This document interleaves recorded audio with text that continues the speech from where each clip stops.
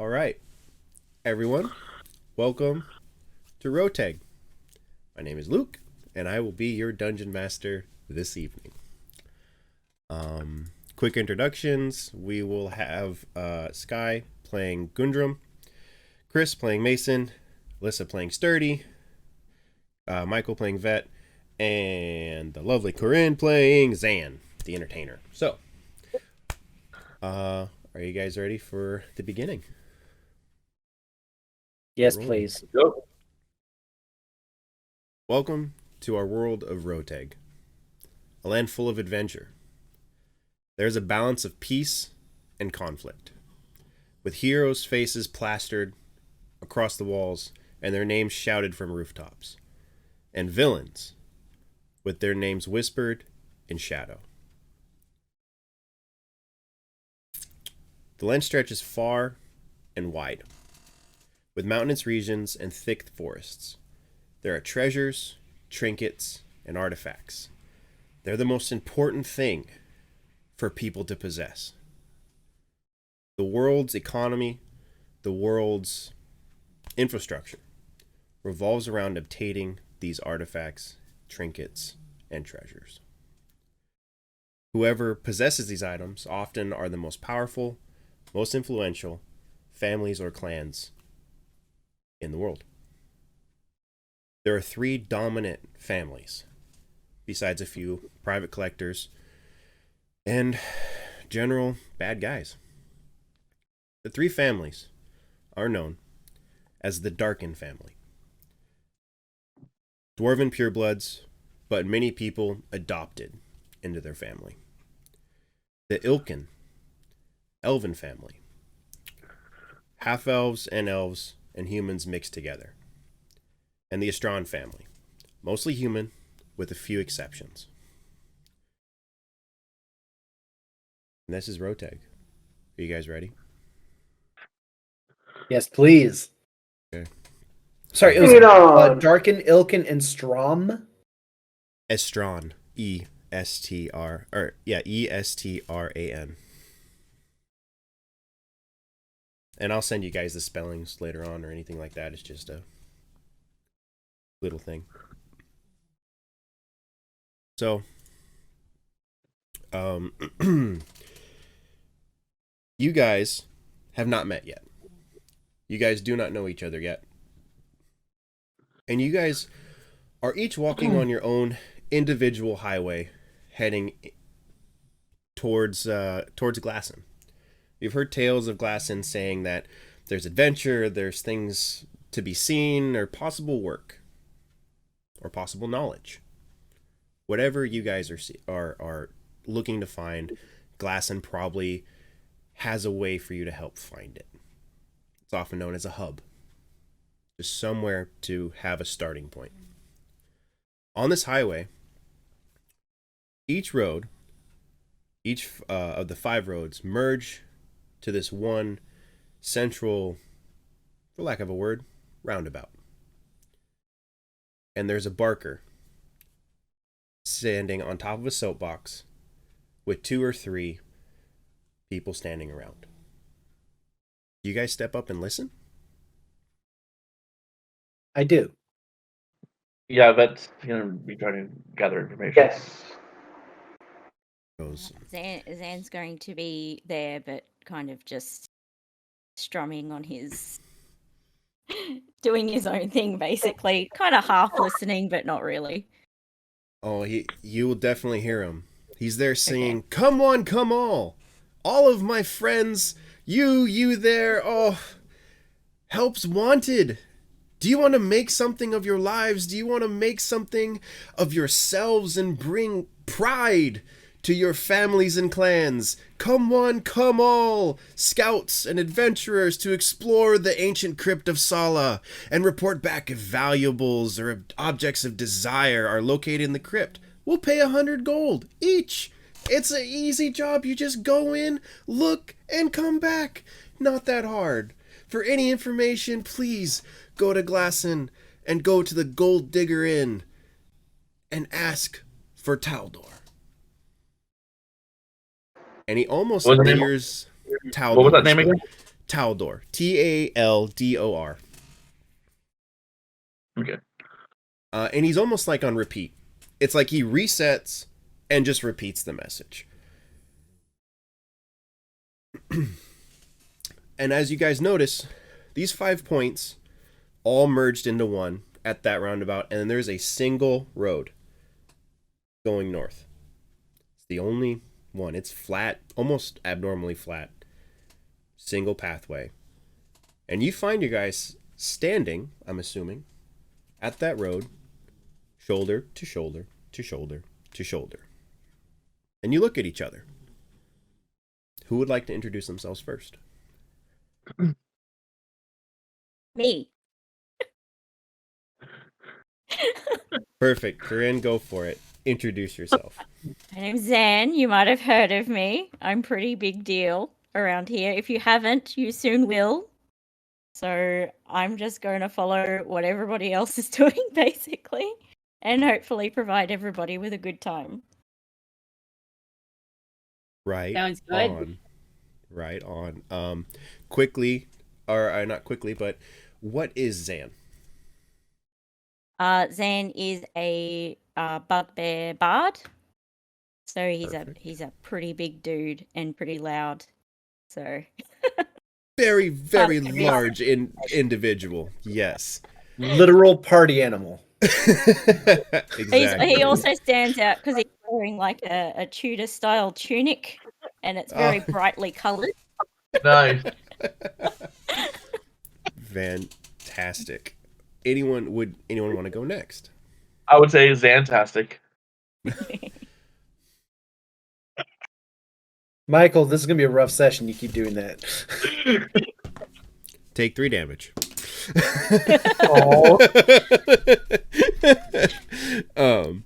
Right. Chris, would you like to introduce yourself?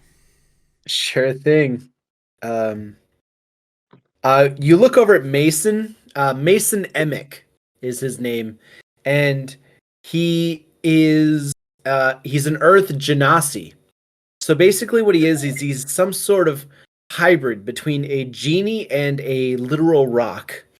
His body does appear to be flesh, but it looks like it is cracked stone, glowing green underneath, and the only really thing that stands out to him physically is he just has some occasional just outcroppings of stone that just appear like his hair actually is all rock, and he's got some slight rock textures on his face and on his shoulders and knuckles. He is a geomancer, a weaver of stone. Mason steps forward. I'm Mason. It's nice to meet you all. Hi.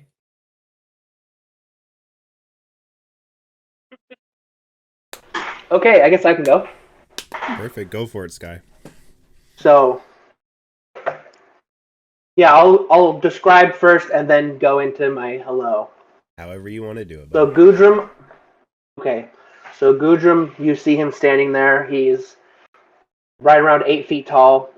He's pretty green with really striking dark hair, and he has these random horns coming out of his head, which you immediately notice. He's very self-conscious about them, but doesn't hide them because you'll find that out later. And he is seems to be very stoic and he takes care of himself and how he looks and how he smells. Like, he makes sure that how he presents himself is very important to him. And so he looks over. He's very muscly. Like, if Zan had a body, it's probably what it would fit in. So I kind of look down and say, hello, little ones.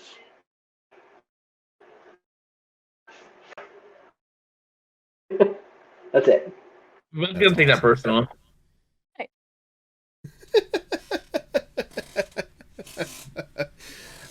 Michael, would you like to introduce Vet? Vet Vet, because everyone else is like relatively tall. Vet looks like kind of just one of those the wide brim conical straw hats. That's probably most of all you see of him. But as he takes it off, you see he's this really dark bronze kobold. He has perched up on his shoulder a little lizard. And he's like, "That is, pleased to meet you. Do not call me small, please."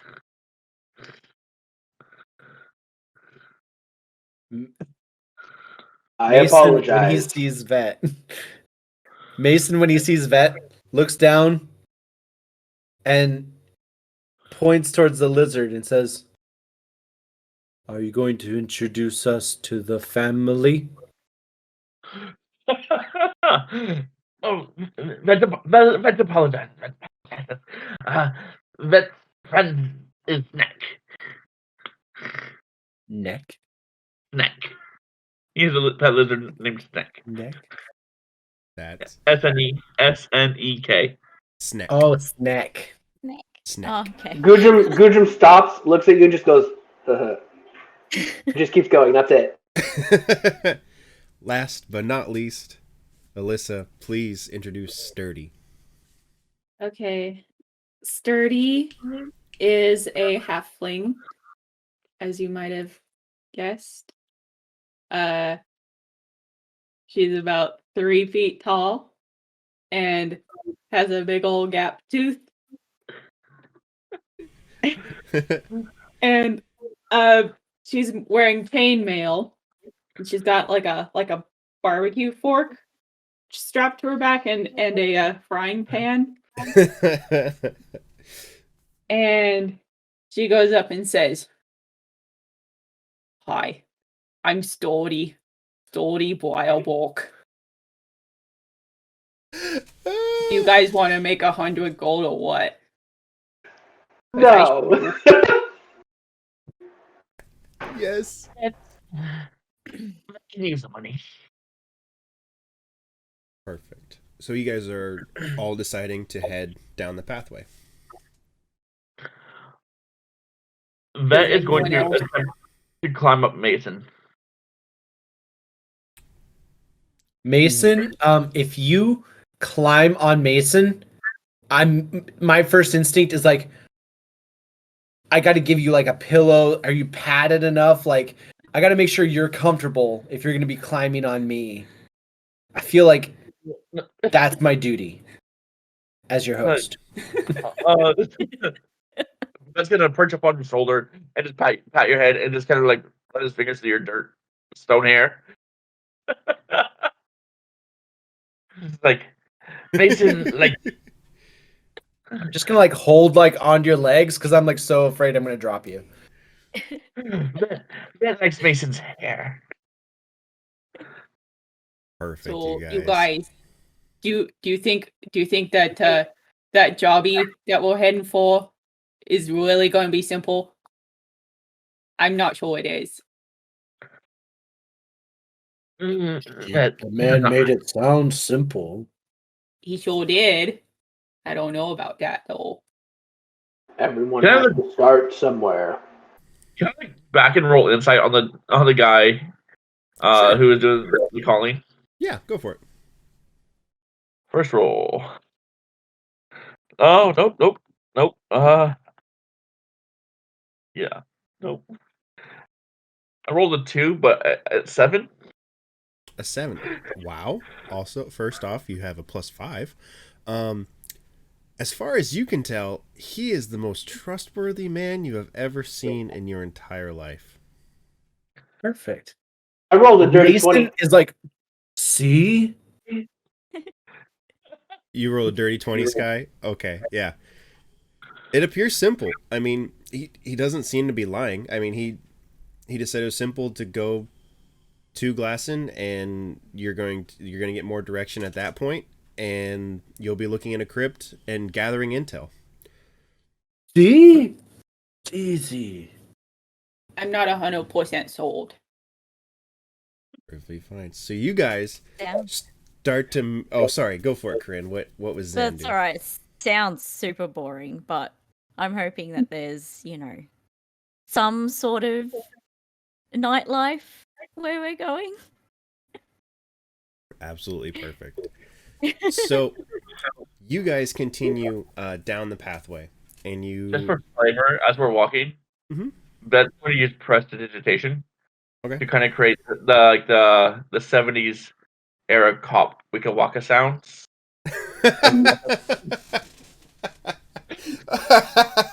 Waka chicka, waka chicka. Oh, I might have to add that in post.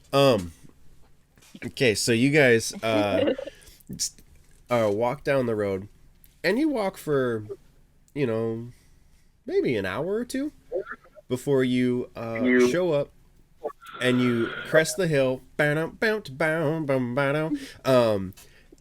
you crest the hill, and before you is Glasson. Glass as in a glass to drink out of, Glasson, E-N, at the end.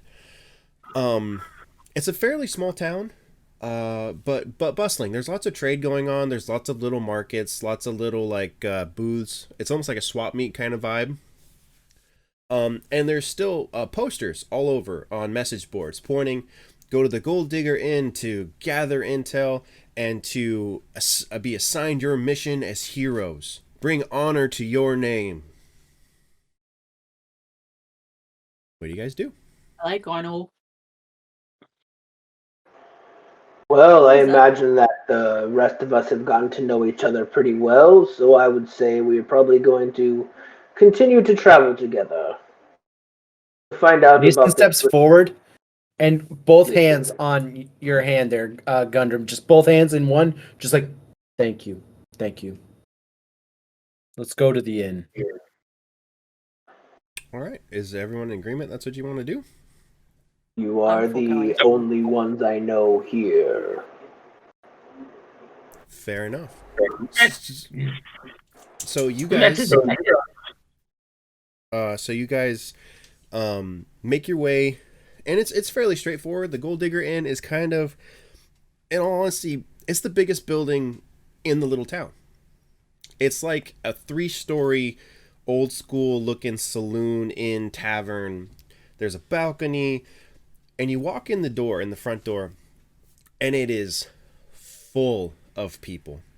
There is every race, every size, every shape, every color, every sex, every kind of person you could imagine is running around in this tavern, tripping over each other, trying to get to the back.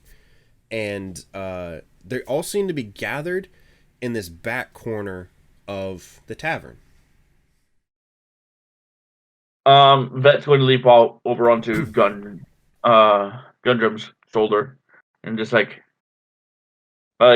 going to be eyeballing the crowd really severely. Do you see anything, my friend? Vet sees lots. Just he's going to stay. He's going to try to get as far away from the ground as he can. Do you want me to head in any direction in particular? No, just go. Just get out. I continue to walk. I think that Vets. you guys kind of crowd behind me because people are moving out of the way for me because I'm pretty intimidating. Yeah, a half giant ogre and a I'm a bugbear. half orc, half giant. Yeah, Yeah, half orc, and a half bugbear. giant, and a bugbear. 2 8-foot tall individuals. Yeah, and they're gonna be moving out of your guys' way pretty quick, I think. I just want to note too that as soon as Zan enters this inn or tavern or whatever it is, that he immediately wants to become the center of attention. So he just, as soon as he steps in the door, he's just shouting to everybody, "What's up, everyone? It's time to be entertained!" And then goes for this just beeline for where the most people are. That's where I'm at. Well, he certainly seems very interesting. Mason is entranced. Mason is like, Just the full Home Alone face, just oh my god, oh my god, oh my god, oh.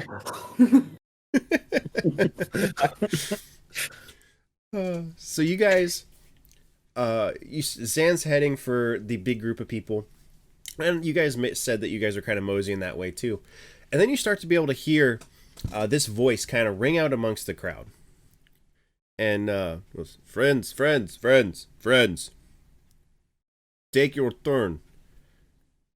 Do not push. Come on, everyone will get one. Do not push. And the crowd goes silent. Like, I need you to form 2 lines. 2 lines. One over here and one over here. I don't care which line you go to. And the crowd begins to form 2 perfect lines. Who's talking? Taldor, you assume. Like, what do we see when we look at him? Perfect. I was about to introduce him. Taldor, when you see him, he is a dwarven male. Unknown age, looks old as hell. And he's standing, or you can't tell if he's standing or sitting, because, I mean, dwarf, small, at this table. At this table is several stacks of different colored envelopes with what appears to be different letters on them. You can't quite see at this time what is on those envelopes. But people appear to be standing in line to receive an envelope of some kind.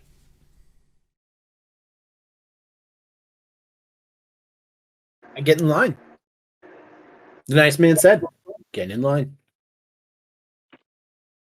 I want Very, to very know good. what's in those envelopes. What's in the envelopes? I don't wait in line. I just wait for whoever was first to come back. I look at them, stop them, put my hand out, and go. "Grrr." Well, roll an intimidation check for me. Okay. Plus I have +4 to intimidation, so that's a 19. He hands you over this letter, and on the envelope there seems to be a letter stamped on the center of it, and the letter is the letter S. I will go sit at the bar and wait for the rest of my friends to be done getting their letters. Okay. I do that. So you guys are waiting patiently in line, and Taldor sees you guys, and it only takes about maybe 15-20 minutes. And he steps up. Hello, who are you? Both hands, just shake his hand. I'm Mason. I keep on leaning forward, trying to like reach. I'm not used to this. Mason, or Taldor holds his hand out for you to, I guess, shake it. Yeah, both hands just shaking. Thank you. I'm Mason Emick. I hear you need help. I want to help. Da, friend, you can help. Both hands out. Just thank you. I want to help.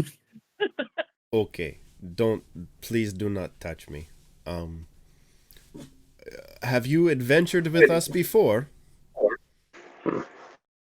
No. Oh, new people. Well, you need to sign the registry. It would be my honor. What does this involve? You're not there, you're at the bar. Oh, whoops, my bad. It would be my honor. Then he hands you this clipboard with a list of names. I'm on the verge of tears being given anything. I'm like, Settle down, friend. Just sign it and give it back, please. And please put a name for your party, whatever your name for your little group is. And how many are in your group, please? I signed my name. A name for the group. We are the Sassy Rascals. Very cute, sassy rascals. Like Okay. any protest. The sassy Zan, rascals. Zan leans down and goes, "I love it." We are the Sassy Rascals. Good name, strong like bull. He takes it back and he hands you one envelope. He goes, "This is for your group. Do not let anyone take this from you, or I kill you." Never. I'll never. Thank you. Vet's gonna lean into Gumdrum's ear. What does sassy mean? It means we have a big personality. Vet's gonna Yeah, that's not exactly what I meant. You'll figure it out. Okay. He looks at you guys and goes, since this is your first mission, I will explain how it works, okay? Okay. So you will come back to me and you'll get envelope like you just did. On envelope will be a letter. The letter is in reference to your party's level in our group. We are the chosen heroes.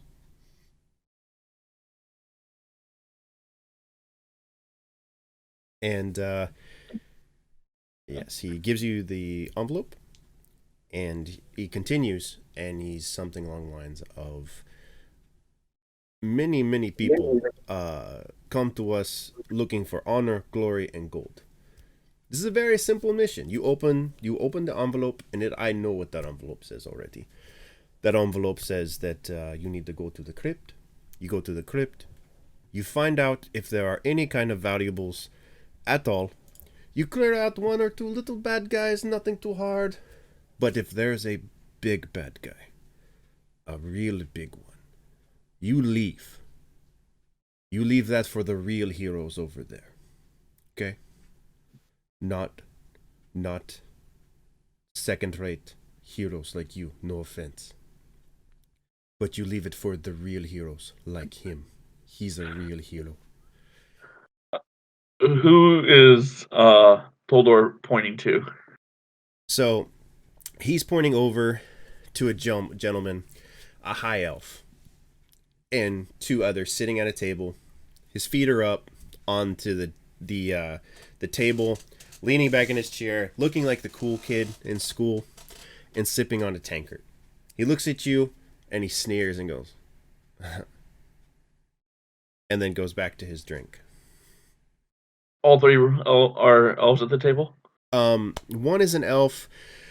Let's see, I'll say that one is a Asimar and one is a Dragonborn. There you go. There's his party. Zan shoots them a wave and goes, "What's up, my dudes?" With full confidence, not even caring that they're what they're looking like. He on top of Gundrim's head absolutely bows to the Dragonborn. The Dragonborn looks at you and kind of just nods, and then goes back to his drink. Like, Vet has seen a Dragonborn. Vet has seen a Dragonborn. Is that clear enough, my friends? Real heroes, scrubs. Real heroes, scrubs. Right, yeah. I'm going to be honest, I wasn't really listening, but yeah, sure. I like you. And real quick, Gunder, I'm sorry I told you the wrong letter that's on your letter. The letter that is on your envelope is actually a D, not an S. You Okay. Mason received a envelope with an S on it. You received an envelope with a D on it.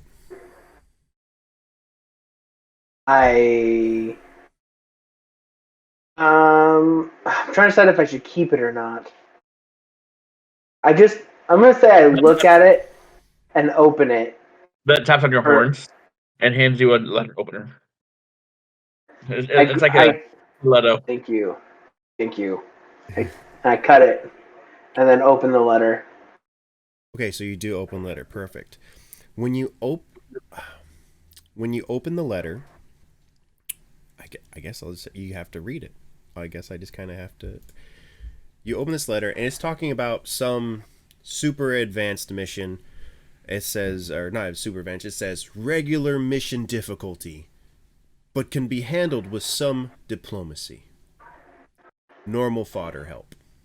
In quotations.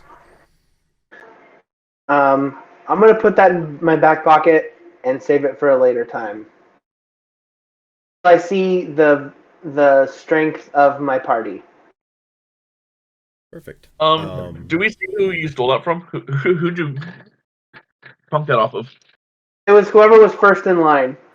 He just bummed it off of a random like drow. Like it wasn't. Yeah. It wasn't anyone Okay. who wasn't anyone who stood out. Wasn't anyone really important. It was just an adventurer in line who ran off to his party and was like, "I don't have a letter. I didn't get one. I don't have one." And they're looking at him very confused. Sturdy goes up to Gudrum and says, "You stole that. Give that back and apologize right now. Go do it." I don't see the one I took it from. He is located just trust outside you. of the just outside the tavern. If you wish to give it back to him, Okay, so someone points him out to me. Do the right thing. I'm gonna guess that Sturdy did because she Fine. would probably walked up to you like a child and Yeah. went, "You stole that from him." Yeah. Okay, I walk over and I say, "Thank you," and walk away. See, I got it. He's not so bad. I got it. See, he's not bad. Real scary, but not bad. I got it. Okay, we didn't have to jump him later. I Battle. say, "Happy Battle. little one." Yes. Don't ever do that again. We'll see. Mason, once he gets his envelope, he's going to kind of take it to, I don't know, maybe the bar, maybe outside, wherever there's space, and he's going to open it up for himself and read the contents. Okay, perfect. On the top, you see that S stamped on the top, and it goes in bold letters, golden, beautiful, like raised lettering, and it says, "Assist our heroes in their exploits and bring honor and gold to your homes. 100 gold reward each for clearing out or locating any trinkets in this crypt." And in the thing, it has a little map that shows you where the crypt is at. Still grave robbing. I don't know if I like that. Crypt. You know, well, dead people all. Crypt. Dead people. Grave robbing.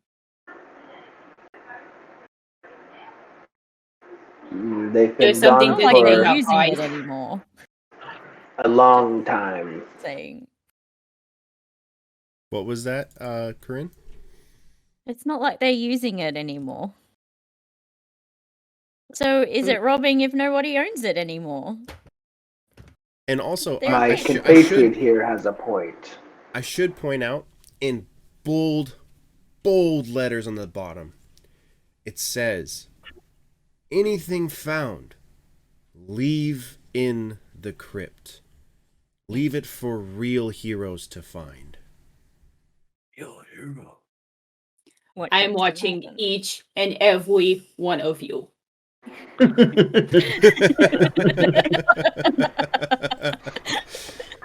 it. Yes, mother. as you guys are reading over this letter, that high elf pushes past you.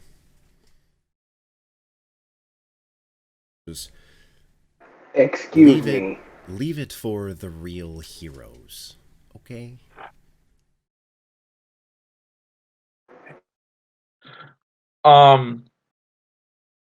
Vet absolutely drops to the ground off of Gundram's head, like scrambles down and just starts kneeling before the Dragonborn, like as you wish, master. Finally, someone with respect and class. And he continues on his way. Vet's I just crying. sort of side eye him as he walks away. Vet is crying. To expect that acknowledgement from a Dragonborn is. And just for clarification, the Dragonborn notices you and grunts and continues on. And the Dragonborn is not the one currently speaking. Oh no, that doesn't matter. He grunted at me. He grunted. He acknowledged my existence. That grunt was special, Luke. Notice that me, grunt came from the senpai. heart. Notice me, senpai. Yeah, he's a kobold. They worship dragons. So I love it. That's perfect. Then doesn't say anything, but just kind of goes like this. But as soon as they turn around, he's flipping them off. That With gets the same enthusiasm. Beautiful. Beautiful. Doing the same finger gun motion, except yeah. that gets a mixture of gasps and chuckles from the people surrounding you, and he whips around real quick. Please do a roll me a raw d20, a luck, to see if he sees you flipping him the bird behind him. Gudrun definitely chuckles. oh boy. The two. So he definitely sees you. And he marches back up to you and he goes, "Do you know who I am? Do you know who I am? Do you? Do you know who I am? No one knows who you are. You're Well, a that big..." just shows how stupid you are, doesn't it? And he scoffs. He goes, "I am Thalman Broadjaw. I am one of the greatest heroes in the world."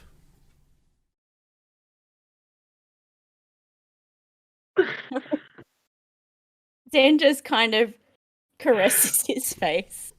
Says, "Sure you are, sweetie." Gudrun says, He's until now. He goes, What did you say? Until now. Can Vet do a perception check? He's looking for gold. That might have been gold, silver, coppers have been dropped on the ground Sure. in the bar. Sure, do it.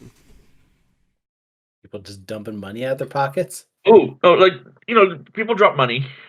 Yeah, well, fair enough. Go for Yeah. it. Go for it. So perception 19. Oh yeah, I'll say. Let me do this real quick. It does fit with your character. Wow, good roll.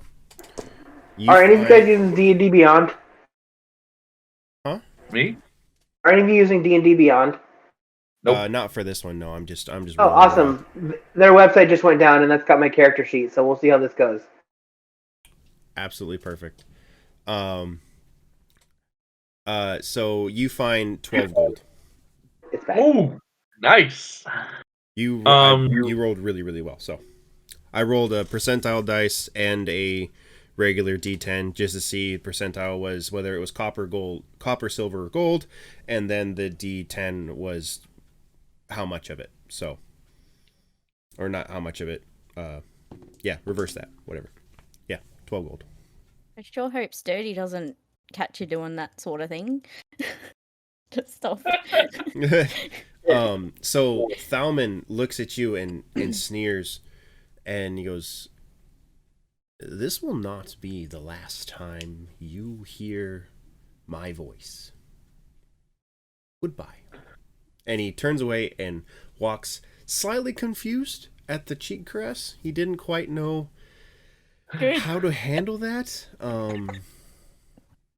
But you definitely shook him. He rolled a nat 1 on his constitution, so he's definitely shook, and he just turns and walks away. Works every time. That is precipitating sparkles around the Dragonborn. Oh my god. Awesome. Okay, so you guys, do you look at the map and start moseying towards that direction, or what do you do? That's what I'm inclined to do, honestly. I've been given a job. Like, it's my job. It's your job. Crypt. It's your job. Also, just to let you know, Sky. This is what it takes to make it in the world. I'm on board. Board. All right. And also, Sky, D&D Beyond is working for me, so maybe just try refreshing. Yeah, it came back on. All right, cool. So you notice on the map that it shows the crypt about a day and a half's journey, depending on how fast you wish to go. Located kind of northeast of the city. I do not have a map currently at this time. Kind of working on figuring out how I want the world to look. By this time, it's roughly northeast. About a day and a half's journey. Awesome. Okay. Can one of you please? Actually, you know what? I'll do this real quick. Actually, oh, wrong dice. Oh yeah, point of order. Gudrum has a big walking stick. Very, very cool. Ooh, okay. It's actually pretty good. Like, So- none of you could carry it. It's big and heavy. Except for probably Zan if he wanted to, but not likely. Yeah. Zan doesn't like sticks. I'm guessing. Okay. You can't play a stick, so. So you guys are walking along for the first half of the first day, and nothing's really going on. But as you round this corner, you notice standing right on the other side is 5 people. Okay. And they go, there they are. There's more of them. There's more of them real heroes. There's more of them. There's more of those real heroes. They think they're better than us. They're better. What do you do? So I go up and say, they didn't want no squabs. We were not scrubs. We were... And you can visit... Don't Actually, worry, you know what? we're squabs too. We were not scrubs. You're scrubs. You don't even know, you foolish people. And roll a... How about one of you roll me a perception check, please? Not me. Well, 12. You... Mm, Does anyone else want to roll as well? 14. I rolled a 6. I'll say with a 14, it's good enough. You notice that he's angry, but he's not really... It's like general anger. He's anger at seeing you, but he's not angry at you. so you didn't get If an that makes envelope? What's We- got your dandle up? We all received envelopes. What do you think happens when heroes don't come back? You signed the little registration, didn't you? Yeah. Did you fill out how many members are in your party? Yeah, absolutely. Yeah, totally. Huh. You know that your party can't change, right? Do you read the little Why print would it at the change? You read the little print at the bottom. No, the guy didn't seem to think it was important. No. Are we a party of 5? I remember it said leave it all for the heroes. Yeah, you gotta leave for the heroes. I remember Ah. that. Yeah. Scrub level. Yeah. When you die, when you die, you can't join another adventuring team. Or when your I'll be dead. members, sorry, my apologies, I have many thoughts. When members of your party die and there's only 2 of you left, you can't join another team. You can't join another squad. You can never adventure again. That seems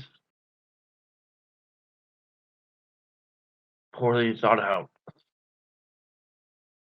Yeah. You're telling us, all of us? And he gestures to the 5 individuals behind him. Because all of us were members of different party groups. We all were sent in for a fodder mission. Don't call yourself scrubs. Don't call yourself anything. Vet's gonna climb up this guy's clothes and sit perch on his shoulders and just kind of start like, we understand. I understand what it's like to lose a family. You just crawl up a random dude. Yes, I did. You do it. Apparently, Vet does that. Please continue. Like, I know what it's like to lose your family, to lose your friends. I didn't just lose my friends. I lost what made my life whole. What brings money to my family, what brings money to my clan, I can no longer do. The only people who pay money are the chosen. The only one who pay for adventures are the chosen. If you can't work for them, you work for no one. That is a kobold. That, like, kobold work for clans. Vet knows. Vet knows. Like, and just, like, Vet's gonna just start sulking up on his shoulder. Just, Vet knows. He's slightly confused by the crying kobold that's on his shoulder, but it's okay. For some reason. For some reason. You're heading to the crypt, aren't you? Yeah. Indeed. Mind what they say about leaving things behind. I don't like how they say real heroes. I don't like how they talk down to the fodder. But pay mind. Is it grave robbing? No, it is not grave robbing. Many of these trinkets have been hidden over the years to keep them away from less honorable means. And he kind of gently, like, picks you up, Vet, or attempts to scoop you off of his shoulder and set you back on the ground. Goes, Yeah, I hold up my hands like this. Let him do it. Okay. And he sets you on the ground, and he nods. He goes, be wary of us, of people like us. And he gestures to his garb, and they're wearing kind of black and brown tunics with a red star located on their shoulder.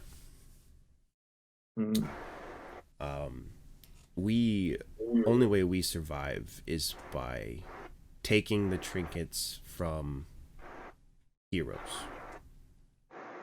Oh, we shouldn't do that. The real heroes, they went to go get them themselves. You shouldn't do that. The real I agree, that's stealing.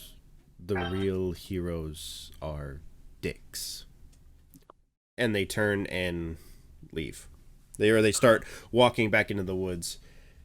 And by the time they get about 15, 20 feet deep into the woods, they almost blend in and vanish.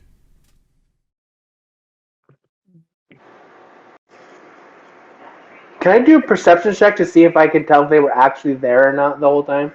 Yeah, sure. Why not? I think Vet could tell you that they were there. Oh yeah, he was sitting on him. 10. I mean, you noticed that your little friend was sitting on a shoulder. Okay. That's pretty conclusive to me. At this point, what do you guys do? I'm gonna keep going to the crypt. That's my job. Yeah, I'm gonna keep going. You guys. If Mason tells somebody he's gonna do something, he's gonna do it. Okay. Stakes I to his respect- principles. A man with principles. I appreciate that. I continue to follow. Do you guys talk at Um, all while you're walking? Yeah, Sure. as we're walking, I want to roll sleight of hand against Sturdy. Okay. Give me a perception roll, Sturdy. So I got 11. 12. So Okay. she notices you. What are you attempting to do? I'm rummaging through your bag a little bit. I'm looking at your food stuff, sniffing at it, giving it a little nibble taste, just really examining your food. I mean, are you hungry, Vet? No. It's okay if you are. I can sell some Vet cookies. is looking. I mean, all you have to do is ask, buddy. No, Vet has food. Vet has food. Okay. Next time, just ask, okay, bud? Little guy?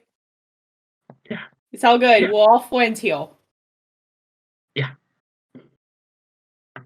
Okay. Very, very, very cool. Embarrassing. Very, very awkward. I mean, got caught with his hands in the cookie jar, literally. So you guys Vet, can. why don't you come and sit and ride with me? Can Vet get into your bag? I don't have a bag. Are you actually a raccoon this whole time? We're just not talking about it. He's not a kobold. He's a trash panda. He's literally just a raccoon. My only possession is my walking stick. Okay, so nope. I will remember. Don't worry. that. Vet will just keep walking. Okay. So you guys continue walking for a little while, and it starts to get dark, but you can see the outline of a kind of a mound. You assume this might be the crypt, or might lead to a crypt, and you see three individuals standing outside the door. But again, it is getting dark. Can I roll perception, or can I just see them? I have dark vision. You can just see them. They're just Like, they're what do I see? They're just three guys standing outside the crypt. They look like. Actually, you know what? Give me a history check real quick. I want to see if you remembered seeing them in the tavern. 12 plus 0, I think. Yeah, I'll say. I had it in my head Yeah. that you had to beat a 10. I mean, it's only been like 8 hours since you were last in there. And you remember they were also in line, and not quite high enough, but you do remember that they received an envelope, and they're at the same location you are. Race? Race is 3 humans. Cool. What do you guys do? I mean, we're not going to daytime's not going to matter once we're in the crypt, right? So I'm okay to keep going. Do you guys Yeah, I want to walk talk to these up- guys. You walk Vet- up and talk to them? Yeah. Okay. Actually, can I sneak up to them and just kind of see if I can eavesdrop on their conversation? Sure, yeah. Let's say you need to beat a 13 or 12. Okay, cool. Beat a 12. So that's a 16 plus 6. So. Totally beats it. So you sneak up, and I'm guessing that you hide behind. There's some pretty tall grass, and you're a small little guy, so you can probably weasel your way through there. And you hear him. He goes, "Brad, I told you we're not going in at night. Chet, dude, we can totally do this. I swear to God, I'm gonna tell Mom. Vet goes Chet, I back. told you, just stop pushing me. I'll go when I'm ready, okay?" Vet goes back. I think they're pros. Abuelos? Pros. Or bros. A bro. I'm okay going and talking to him. I've got one of those.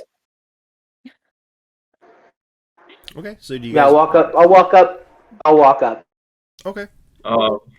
Is it a good idea to have Goodrum walk up first, or should we have? Zan kind of waves and goes, "Hey dudes," like this, but like from far away. He's like yelling. Zan's not Okay. quiet. Okay. And one of them goes, "Oh, I saw, dude."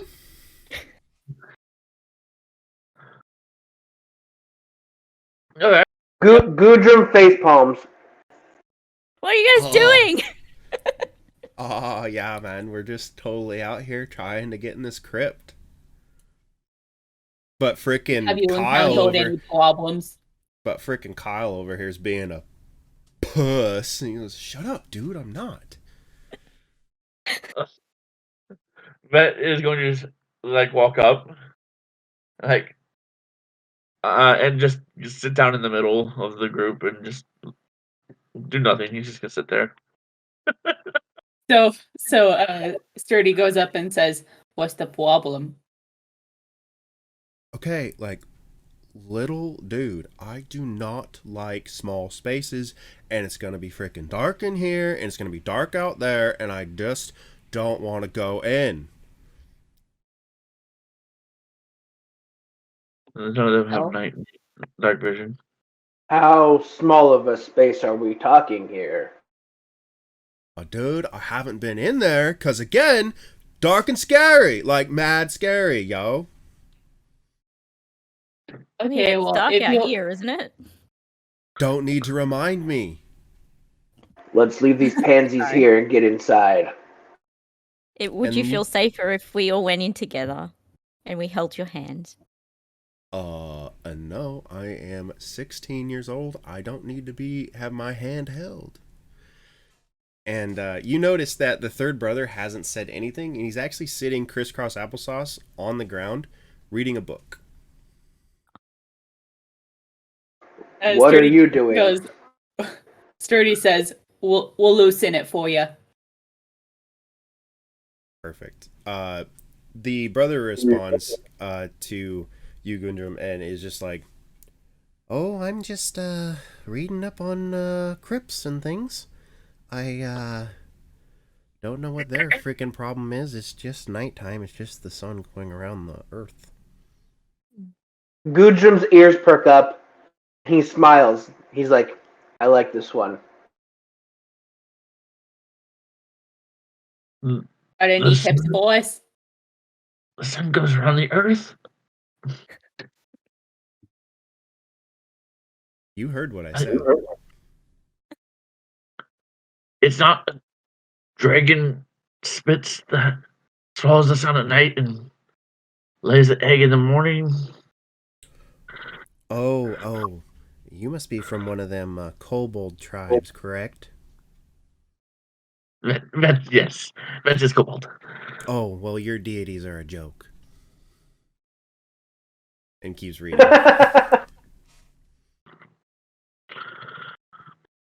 Well, I've I'm with had enough Mason. about Everybody you. touches the Too page. sweet. Yeah. Dirt in his book.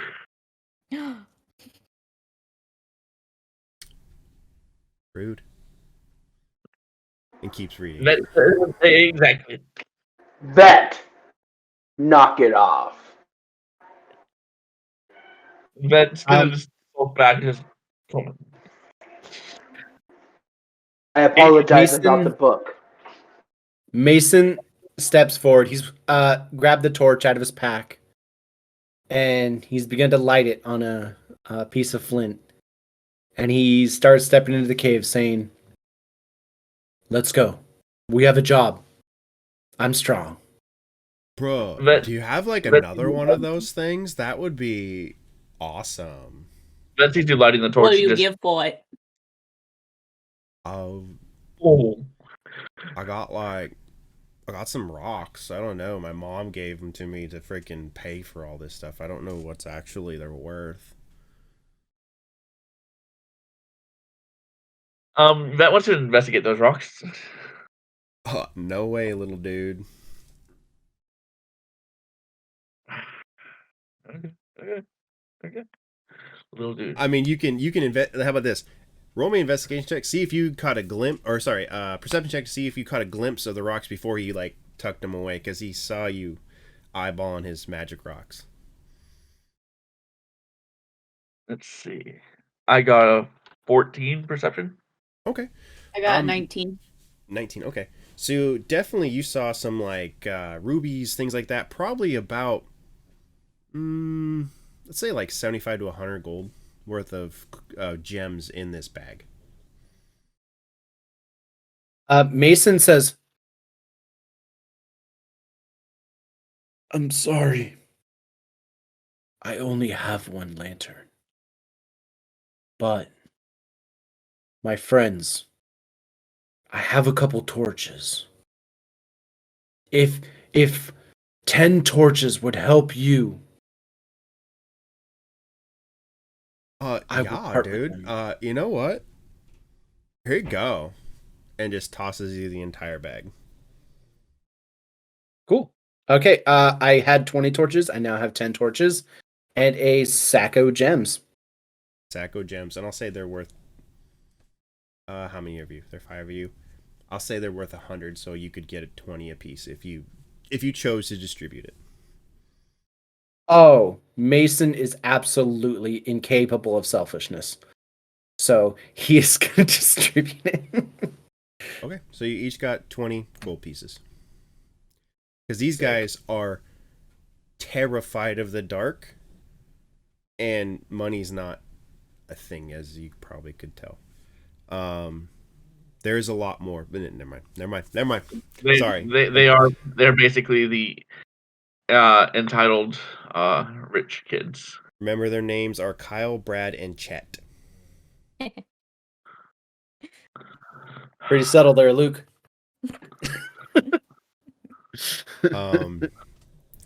But yeah, Mason, he's like, after that exchange, he's like, let's go to the crypt. Okay, so as you guys start to walk in the doorway, Zan, can you roll me a perception check real quick? Wait. Oh, God. Sorry. Give me a sec. Wait, did I put it? There it is. 16. Oh, perfect. Beat what I was thinking. You hear Kyle and Brad and Chet talking about, or not Brad. Brad's reading his book. Kyle and Chet like, dude, you said there were going to be girls here. Like, no, dude, I said there would be girls at the party afterwards. He's like, you freaking lied to me, bro. You said beforehand. You didn't say after. He's like, dude, I said after. It's like, bro, you just lied to me to get me here. Yeah, but I need you here. Zan kind of backtracks. Because I'm assuming we're going in. Yeah, you guys were heading in. Yeah. Are you gonna leave? Let the party go in without you and stay outside with these Yes. 3 weirdos? Okay. I'm just like moonwalking backwards. Just to ask them about the party. Kyle looks at you and goes, can I help you? This is like an A and B conversation. You need to see your way out of it, dude. I couldn't help but notice. Or hear, sorry. I don't mean to eavesdrop. But there was mention of a... Yeah, anyway. Just let me talk. I heard mention of a party after? Yeah, like after every mission, I guess there's like a wild rager at the Gold Digger Inn. Really? Interesting. Supposedly, I never get in, but I just got my brand new fake ID, and it is soups legit. What do you have to do to get in? You just have to like sign up and be like a hero, but you have to be like 18 to be a hero. So like I faked my ID to get on the registry, and like I'm totally down to fucking crush it. Same. Hell yeah, dude. Yeah. Maybe I'll see you there. Yeah. Oh, you will. Don't you worry. And They I do this proceed. a lot. They proceed lighting the torches in like a circle around them, and Mhm. you guys. What a bunch of babies. They make a perimeter. Oh, those poor things. Oh. Um, and you guys continue into the crypt. Mhm. Take it away. So Mason that doesn't know feels anything about any of you guys, so he's walking out front with the lantern. I was gonna say Vet probably feels most comfortable underground. As we walk in, I put on my Eyes of the Eagle. Okay. Very, very cool. You By the way, guys- my only possession. Just by the way, Now- Xander's now- told everybody about the party on the way in as well. He's very excited. Sturdy It's has now his taken out only the barbecue focus. fork. The party after this. Hey, let's wrap this up and get to the party. We need to. Yep. Let's hurry it up. So, Sturdy, you drew your barbecue fork. Yep. Perfect. She's just waving at ass level of the two giants in the party. Like, We're gonna have rump roast.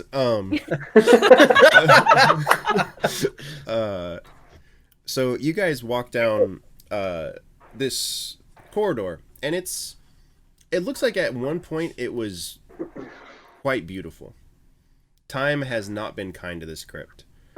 The nice carved cylinder or like half cylinder walls that are like a walkway seem to be falling apart. This crypt has been abandoned for what you would assume to be thousands of years. It is barely a passable corridor. Sturdy takes out her frying pan and holds it over her head and goes like, She is fully prepared for rocks to drop from the ceiling. Perfect. "Yep." So you guys walk up, and there are two pathways. And there's a left pathway and a right pathway. Could I roll some Which- insight to tell which way to go? I mean, again, having basically lived most of my life underground. Totally. No, that's not great. 11? 11? That's right in the middle. So, let's see. Kobolds, kind of like Mushu. Near.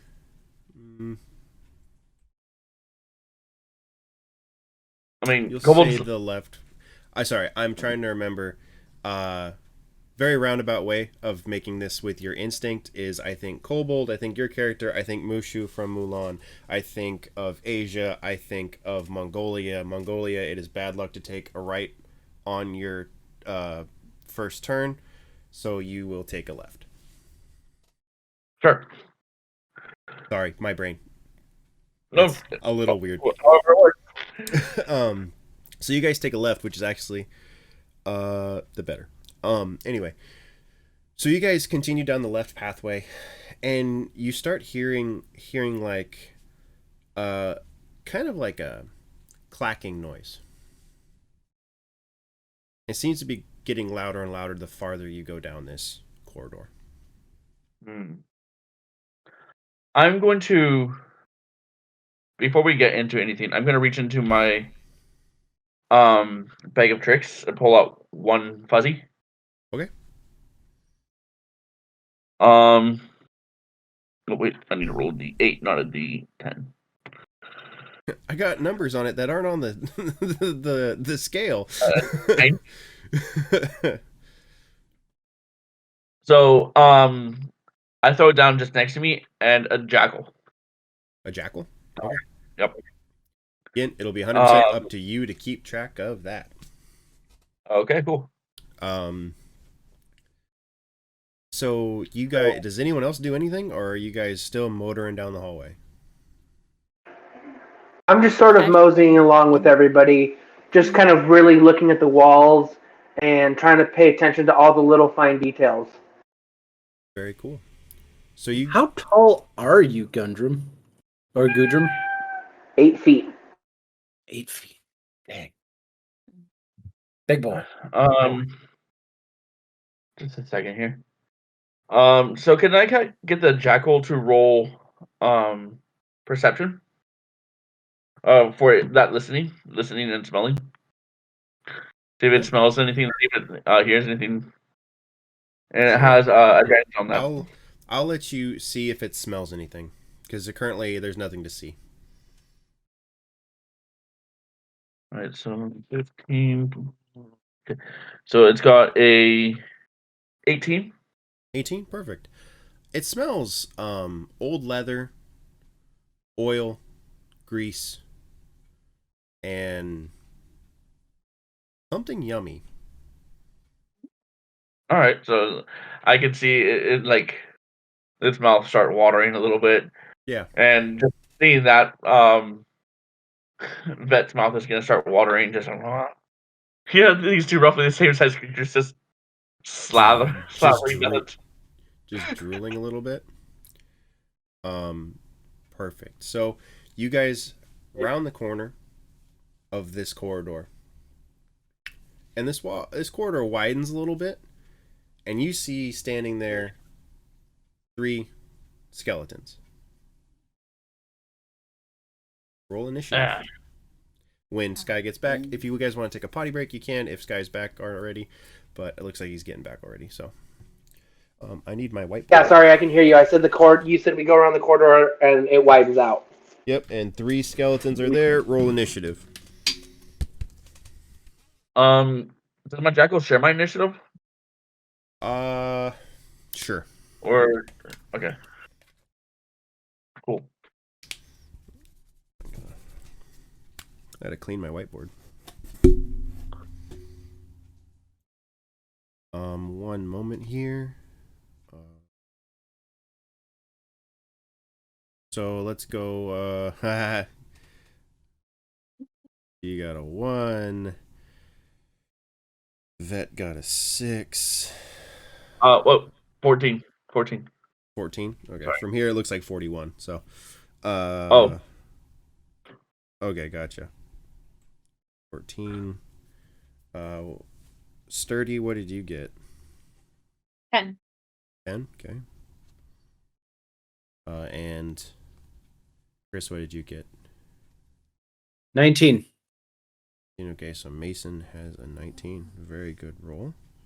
Ooh. I'm gonna roll initiative for these guys.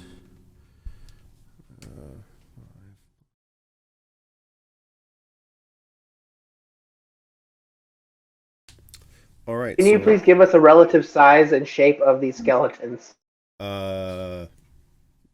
Human size. Medium is their general size. They're human. They look like a human. Human skeleton. People size skeleton shape. Yes. You got it. Nailed it. So, first in this order is going to be Mason. 3 of them? Mm-hmm. Are they close together? About probably 5 foot apart for each one, so 15 foot total radius. Cool. I'm gonna run up on top of them with a spell that has a 10-foot radius. Okay. So I'm gonna hit probably 2 of them, right? Yep. Yeah. Cool. Yeah. You see Mason when he sees these skeletons and he sees them get ready, he just like shoulders down, just charging straight ahead. He leaps forward, sinks his fingers into the cave floor, and he's gonna cast Earth Tremor. Let's get a dex save from those skellies. Dex saving throw. Okie dokie. Make sure I'm not. Okay. Ooh, he failed. He passed. So 1 failed, 1 passed. Excellent. Failed save. The creature's going to take 1d6 bludgeoning damage. Okay. And he's going to be knocked prone. There's nothing that happens on a successful save. Excuse me. So he's going to take 4 damage and he's knocked prone. Okay. Very cool. And then next in the order will be. Or is that your turn? Yeah, that's my turn. Next in the order will be Vet. All right, so Vet is gonna just reach over and pat the jackal. They're both gonna race forward. Okay. Attack the one that was not targeted. Okay. By Earth. The jackal is going to make an attack. Okay. Nat 20. Oh my god. Okay. Yep. So brutal criticals, max damage, plus roll the amount. Okay, so let's see here. That's 3 plus 4 points of damage. What kind of damage? Piercing. 4 points. Yep. Okay. All right. And then it's Vet's turn, correct? Yep, and Vet's gonna make his attacks. Okay. So that's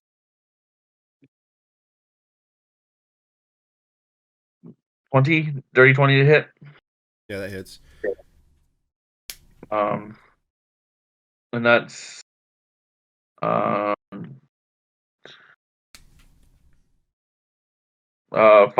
bludgeoning. Okay. And he's gonna use his bonus action to attack again. Oh, with his second hand. Yeah. Okay. Perfect. And that's probably gonna miss 9. Yeah, that misses. Yeah. Okay. And Vet will end his turn there. Very, very cool. Next in the order is. Actually, just Hmm? I didn't roll that with advantage. Sorry. I'm still listening. I'm just gotta go take my dogs and let them out real quick. No worries. Apologies. I didn't roll that with advantage. Oh, I'm aware. So 13 to hit. Misses. Yep. Cool. Next is Sturdy.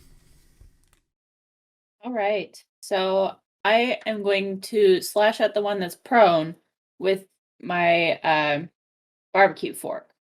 Perfect. Do it. That it's an 8. 8 plus what? No, that was it. No, that's Oh, a that was it. 5 plus. 5 plus 3 makes 8. It's not plus 3, is it? Sorry, 10. 10. Yeah, that Still no. definitely misses. But you do have advantage because it's on the ground. Okay. Because it's did not help me. prone. Okay, perfect. Good effort. Next in the order is going to be the Skellies. The one that's prone is going to use half his movement and stand up. And then he's going to attack Mason. Because he's grumpy. The fact that because you ran right up on top of him, right? Yeah, I was the one who knocked him over. Okay, cool. He'll attack you, and that'll be 19 to hit. That will hit. It'll be 5 damage, 5 piercing. Okay. The second one is going to go after probably the jackal. It's probably the larger of the two targets. Okay. That's 17 plus 4, 21. That hits. 5 damage to the jackal. Kills it. Okay. The last one is going to make his attack, walk up and make his attack on Vet. Okay. And 12 to hit. Misses. Okay. Next in the order is where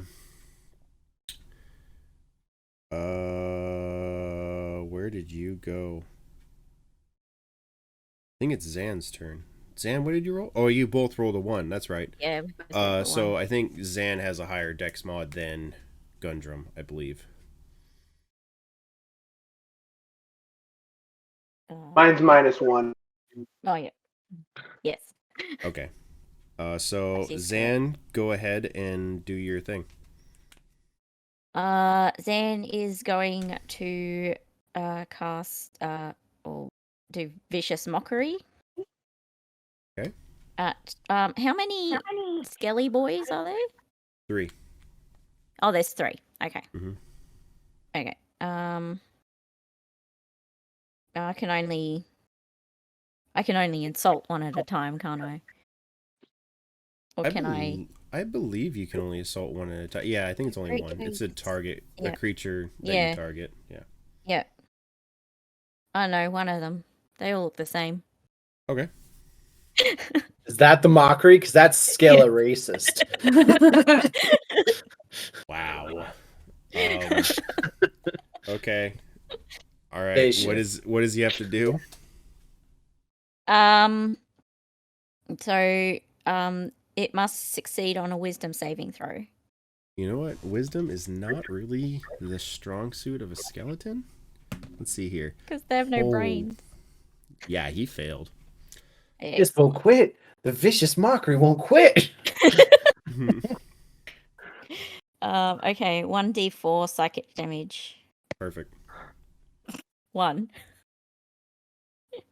1 damage. Okie dokie. So you give it a skull ache. Oh my goodness. Oh, okay. Gundrum, your turn.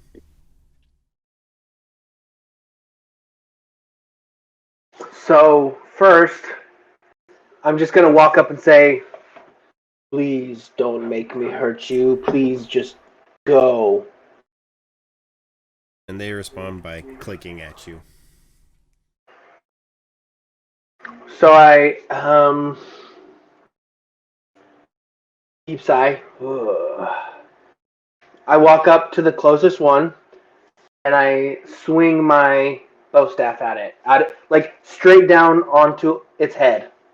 Okay, roll the attack. See, that's what I was looking up. I was trying to look up and see, like, there's no like damage for just a common staff. It's call it like a quarterstaff. Oh. If you're swinging it one-handed, it's a D6. Two-handed, it's a D8. Okay. Could I Okay. make an argument saying that because of its size and weight, it's more like a great hammer? Well, then you're going to go into like matters of proficiency. It'll be like we'll table that for the next go around. We'll go with quarterstaff for this time, and Okay. then we'll Okay. refine it a little bit. Okay. Cool. All right. Also, Gundrum, I love that you're like, don't make me hurt you, and then you're like, fine then. He didn't really seem convinced. Like all a part of pacifism right there. You seem pretty easily swayed. Well, they're skeletons. I know. I have a lot of knowledge, and skeletons can't really be reasoned with. Yeah. They're just annoying to me. So I rolled a 4. You know On a what? D6. Oh, did you see if you hit first? Oh no, sorry. I'd probably add a strength check. Yes. Yes. Add my strength. Yep. Um. And if it's a stick, What the heck I'll is my- say you get your proficiency because pretty much every class gets proficiency in simple weapons, and a quarterstaff is a simple weapon. Okay. Well, it's a 19 with my strength proficiency. Yeah, that hits. Yeah, that hits. Yeah. And then my D6, I rolled a 4. Okay. What kind of damage? Bludgeoning? Probably bludgeoning. Pick a number 1, 2, or 3. 2. Okay. All right.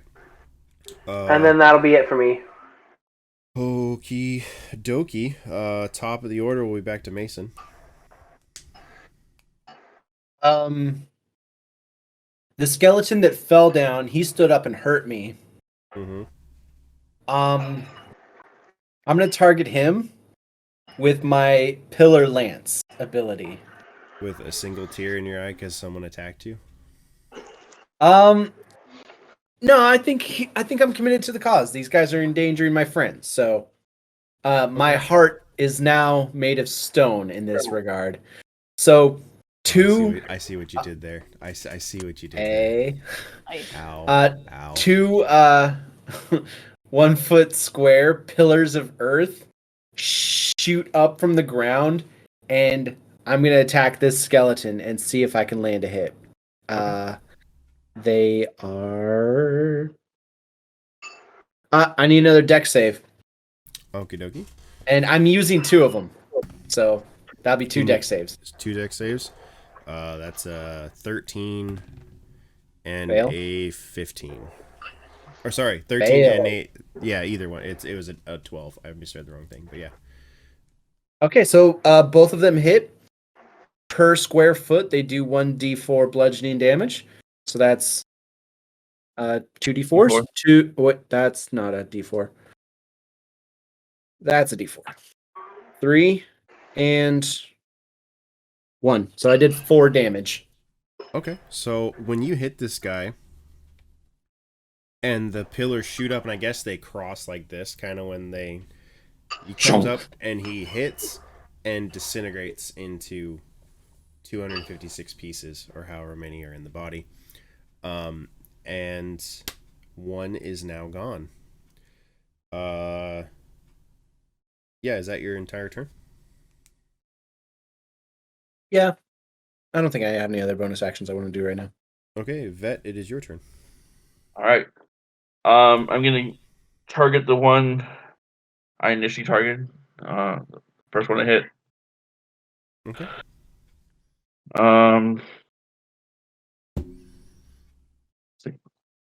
Plus 22 to hit. Hits. And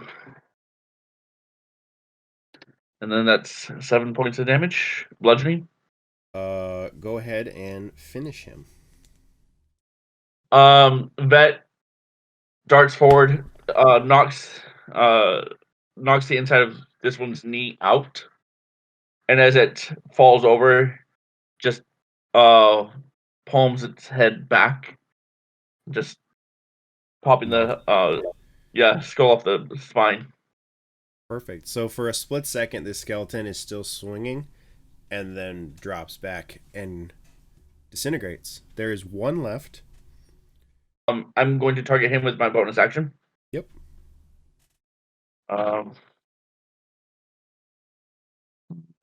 Nat 20. All right, cool. Do your max damage and so- roll it. It'll be 8 plus 8 plus 5 is 13. 13 points of bludgeoning. 13 total. Go ahead and finish him. Same maneuver. Just drop his head to my height and slam it into the ground. Very, very, very cool. You have completed the first combat and Rhoteg. Congratulations. Very nice work. Skeletons are... Yeah, never mind. Go ahead. Do you guys continue? What do you do next? So Sturdy goes up to Mason and says, I could have used someone like you back on the farm. Are you able to dig up rocks just with your mind from a field? A little harder than that. I'm sorry. Well, even so, that was really impressive. I've never seen anything like that before in my life.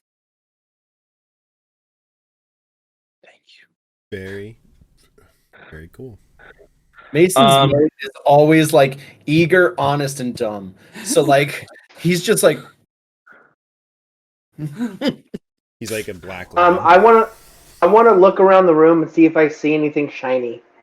Yeah, I was just gonna say I wanted to check the bodies of these skeletons. Okay, so how about this? Gundrum, roll me a perception check for the room, and Vet, roll me a perception check for the bodies. See if you find anything.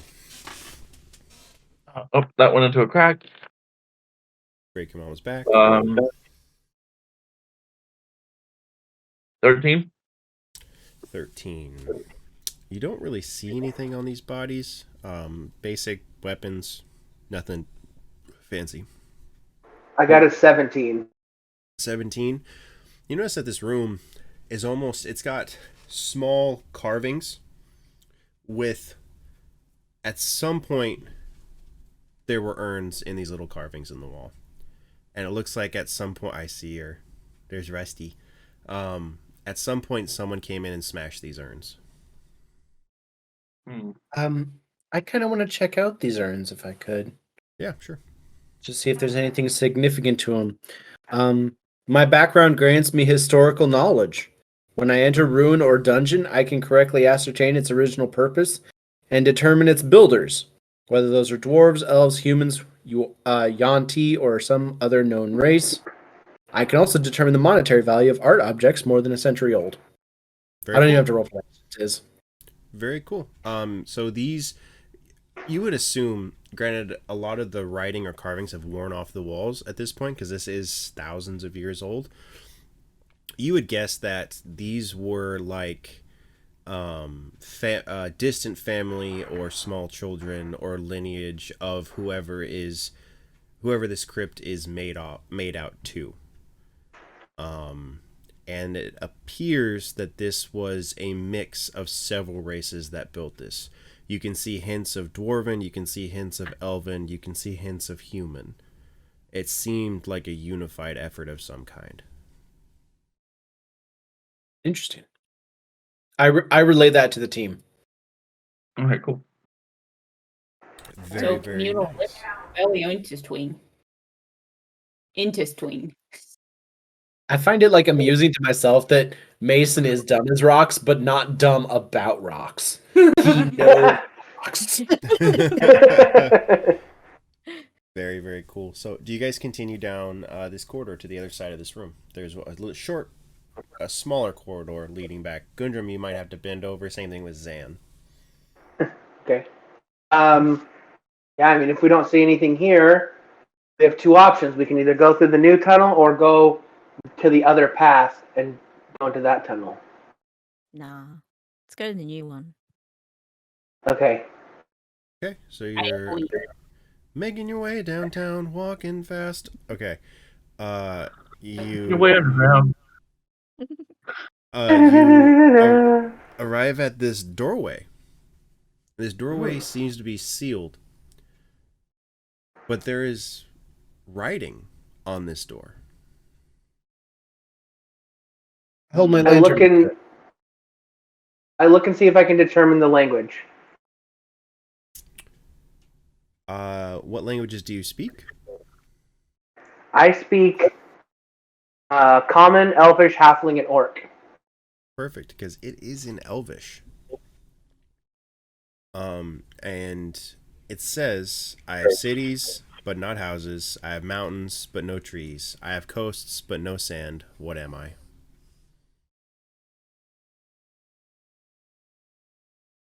Wait, say it again? I have cities, but not houses. I have mountains, but no trees. I have coasts, but no sand. What am I?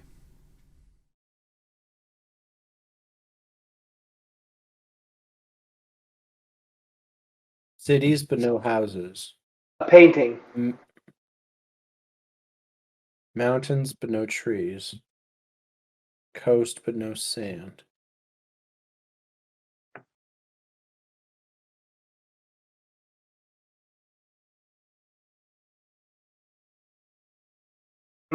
I've never seen such a riddle before. Mountains without trees.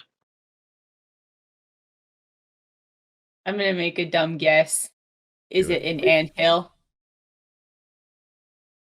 And no, it's not an anthill. Gundren is on the correct path. Like a painting? Is that what he said? Yes.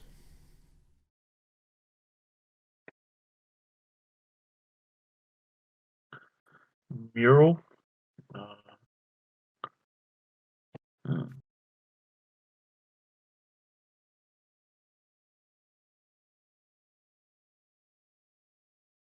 A map. The door opens. Yay.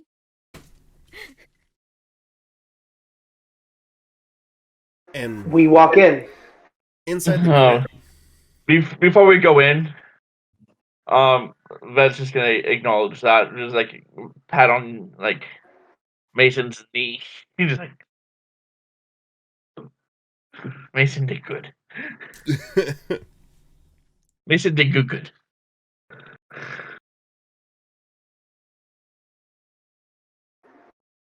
So as you guys walk into this crypt, this is the main room of this crypt. And you see a small sarcophagus. But it's ajar. It's been opened. Oh, okay. I didn't know what you meant. Like it was a jar, or if it was like slightly. Like that's a really A- small sarcophagus. Like a jar. It is only about this big. Somebody had to bury their baby. That's really sad. I walk over, one hand palm the lid, and open it to look. Take a cookie jar to. Yeah. Inside is a small bronze statue of a cat with glowing blue eyes that appear to be sapphires. Can I do an history check, maybe? To see if I know anything about it? Can I do a perception check on the area around this, making sure we're not walking into a trap? Sure. I mean, if there was a trap, Gundren already would have tripped it because he touched the thing. Because the giant went thump, thump, thump, thump. Grrr. Yeah, Claw. I got 22 for my history check. Okay, so oftentimes, in because you do have that background in being in libraries and things of that nature and studying abroad, you would know that oftentimes in these burial situations, a heirloom of some kind is left with the body. But they are never animals, and they are never jeweled.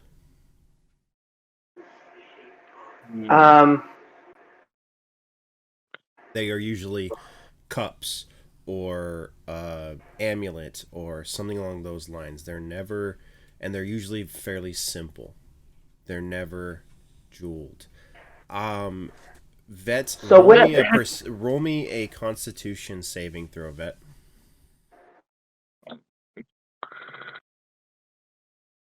Um, 11. That's not quite gonna do it. So you immediately jump up and start to reach for this statue to touch the gems that are in its eyes. Makes sense. 3, Can I stop it? Do that? I reach out and grab him. Sleight of hand check from or how about just a dexterity check from oh, I lost my mind. Mason, please. 15 plus 2, 17. That's my AC.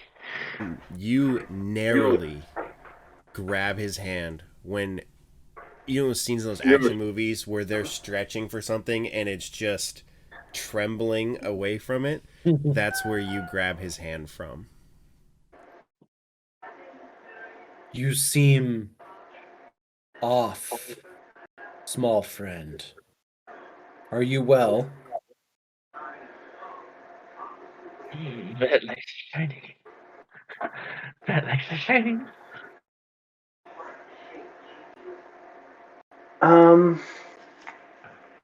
I poke it with my staff. It goes tick, tick, teeters, and then it just sits right back where it was. From inside Mason's palm, I'm basically assuming it's basically just my head sticking out of. Yeah. Like, Well, it's Mason who grabbed you, not Gundrum. So I mean, Mason is normal. yeah, but it's still like I'm pretty strong. Yeah. Okay. Like, that has a question. We were told don't grab treasures. Do we have to listen? Rules are rules, buddy. I What was that? imagine if we take the treasure, we don't get paid and probably get our hands cut off. And more importantly, we won't be able to go to the party later. The party. Think about that. You're gonna feel really bad if you can't go to the party. Just maybe treasure's worth more than party. Maybe with the money treasure, maybe throw our own party. While the I group is mean- discussing this, can I pick it up and look at it? Yes, you can. When you pick it up, the room goes silent. Eerily silent. And you hear this whistling. Oh, shh, like the air sucking in towards this statue.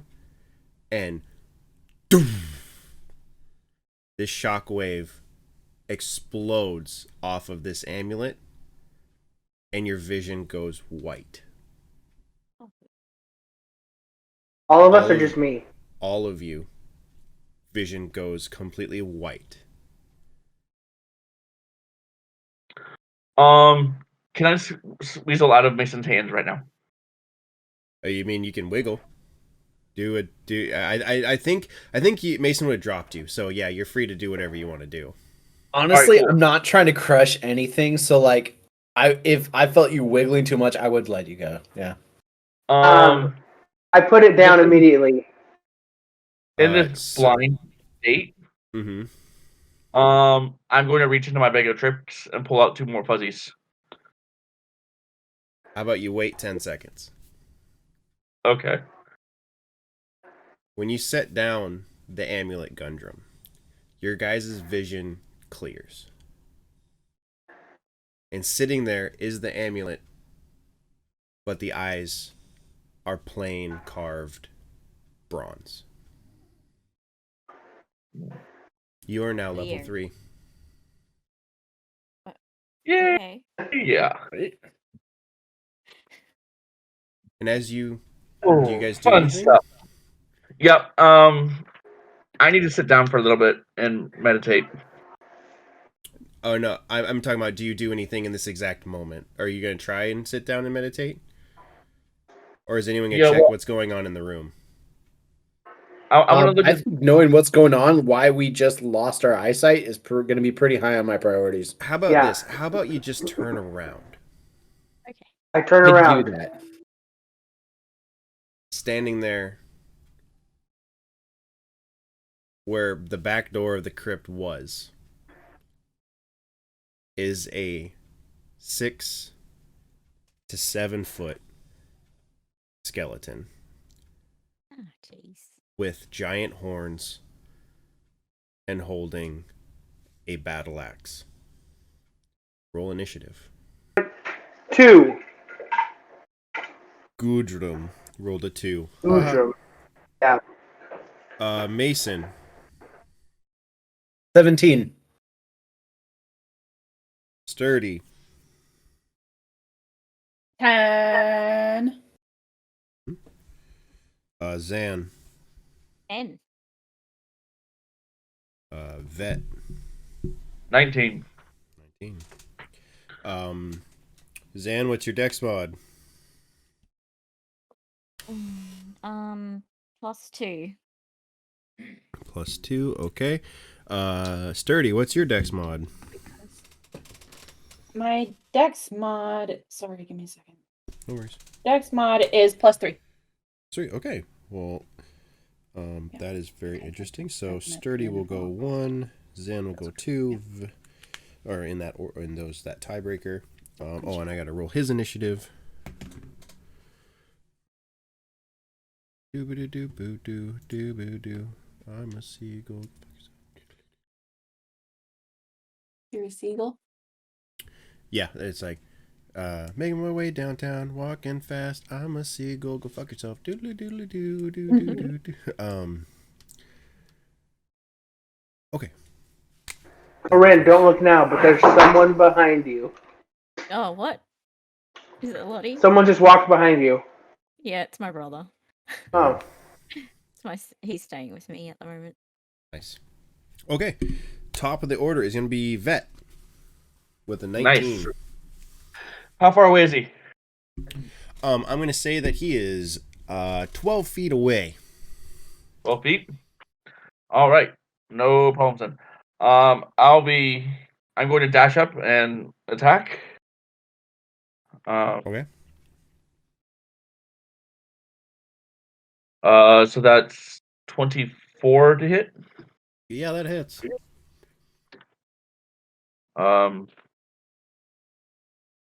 Then so. All right. That is 6 points radiant damage. Oh, 6 points radiant. Okay. I'm gonna use a bonus action, attack again. Okay. That's 15 to hit. That hits.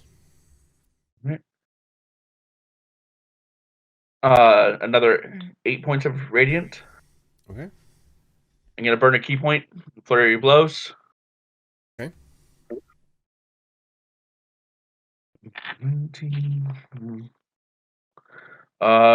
25 to hit.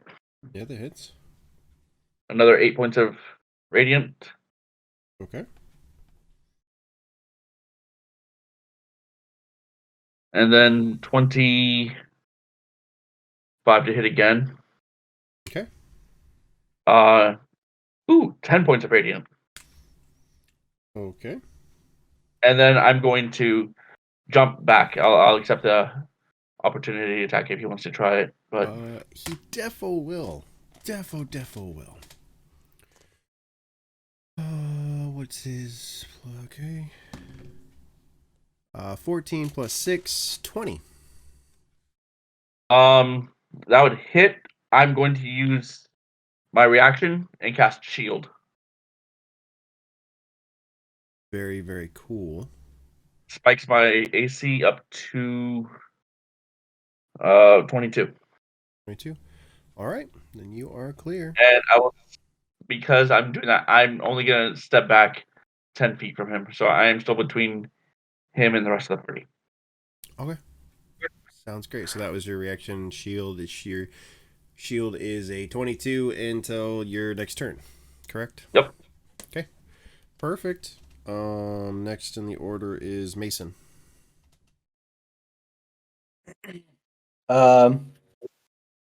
So we're just kind of in a wide open corridor, right? No. No. You're in that room, where the sarcophagus is, where the door is. It's about 15-20 feet by 15-20 feet. So it's a larger room. Okay. And I'm just gonna kind of. He's standing in the door. He never really got out of the door because Vet ran up and attacked him. So he's like kind of in a doorway right now. And how big is this fella? He's probably about 7 feet tall. He's a large creature. So I guess large creature next to be 8 feet tall. He's a little shorter than I am. No, I think you still classify as a medium creature. He's a large creature. I'm 8 feet tall. I'm well aware. Oh, all right. Okay. So he's actually bigger than Gudrun, and he's still basically kind of in the doorway where Vet has assailed him with saber strikes. Okay, in that case, now when we leveled up, did we regain slots, regain health, or anything like that, or are we just kind of as is? You regained all of it. Hey, that's what I like hearing. Great. What I'm gonna do is I'm gonna cast another use of my stone pillar, but I'm not, or my pillar lance, but I'm not gonna cast it on him. So I don't believe there's any save involved, but I'm just gonna basically make 3 1 foot by 1 foot bars that kind of like block him in the doorway a little bit. Okay.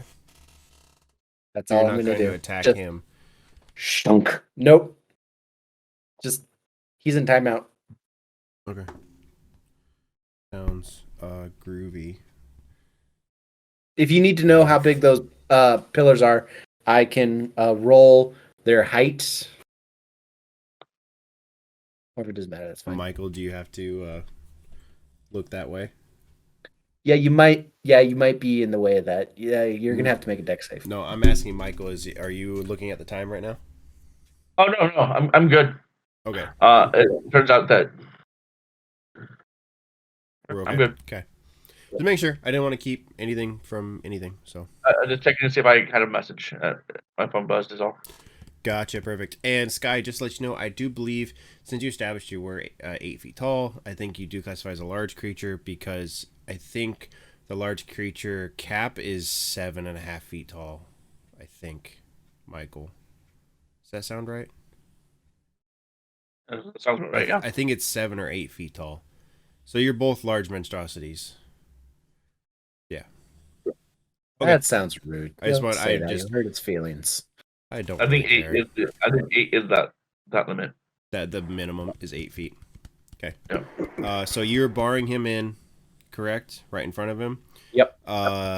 Vet did establish that he had moved 5 feet away. How wide are these pillars? What's the square footage on those? They are 1 foot by 1 foot each. So, and where did you put them in front of him? So there's 3 pillars that I can summon at once. Mm-hmm. So yeah, they're like 2 feet apart each, to just like semicircle kind of around the door to pen him in. Okay. Sounds great. Yeah, it's my turn. Very, very cool. Next in the order, and how long do those last for? Oh, drat! How long do they last? Hour, I think, if I recall correctly. From looking at your sheet. You know what? I could check. They're gonna last more than a turn or two, so I'll check. Yeah. Just keeping that in mind. Next in the order will be Sturdy. All right. Sturdy is gonna run up hollering and try to slash it with the barbecue fork. Perfect. Good thing about being small, you can fit between the bars. I sure can. So that is a 13 18. Defo hits. All right. So the damage would be baby, come back. 6 plus what is it? 3? Yes. So that would be 9. 9? What kind of damage? Would that be slashing? That's a rapier technically, so I think that's piercing, or is it slashing? I think slashing, isn't it? Or is rapier pokey? Pokey. Okay, yeah. So piercing. It is a barbecue fork, so Okay, yeah, that makes sense. Sorry. So you said 7 or 9? Damage. 9. 9. Okay, perfect. Okay. Any bonus actions? No, not at this time. Okay, perfect. Zan, Hmm. the party barty. Let's do this. I do have a question because I Yes. want to cast Cloud of Daggers, but I'm not really sure like visually how it works. So I want to just check. Got to be one of the coolest sounding spells in Oh. history, right? Is anybody familiar with it? Because looking at it. Combo. I'm between the bars and the Oh my god. So I'm That- not sure whether it surrounds me or whether I can cast it to somebody and it surrounds them. You That's can it. cast it up to 60 feet. It's one action. It's concentration. You fill the air with spinning daggers in a cube, 5 foot on each side, centered on a point you choose within range. A creature takes 4d4 slashing damage when it enters the spell's area for the first time on a turn or starts its turn there. It'll actually be 6d4. Because you're Because I'm casting it third at level. third level. Very, very cool. Go for So it. that's doable. Okay, I'll do that then. Oh, sounds great.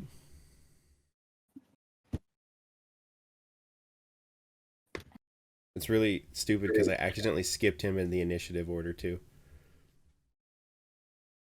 Okay. You're gonna finish your turn and then he's gonna go. He's supposed to go Oh, before okay. before Sturdy. Oh no. Okay. Oh, that's what I was doing. Okay, hang on. Just give me a You second. skipped me? Is Sturdy still No. there, or did Sturdy back out of there? No, Sturdy's still there. She's gonna get hit by it. Okay. Oh, She could take it. She's sturdy. okay.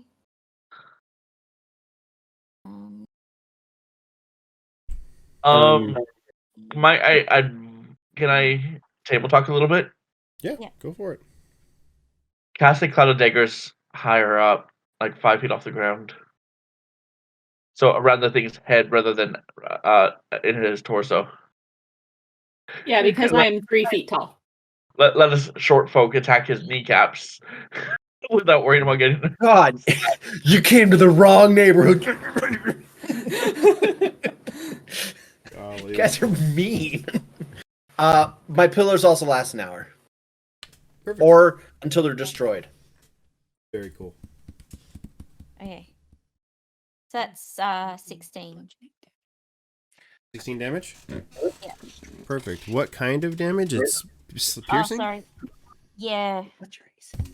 Let me just check that. Slashing? Slashing damage, sorry. Okay, no problem. 56. Okay. He's definitely bloodied at this point.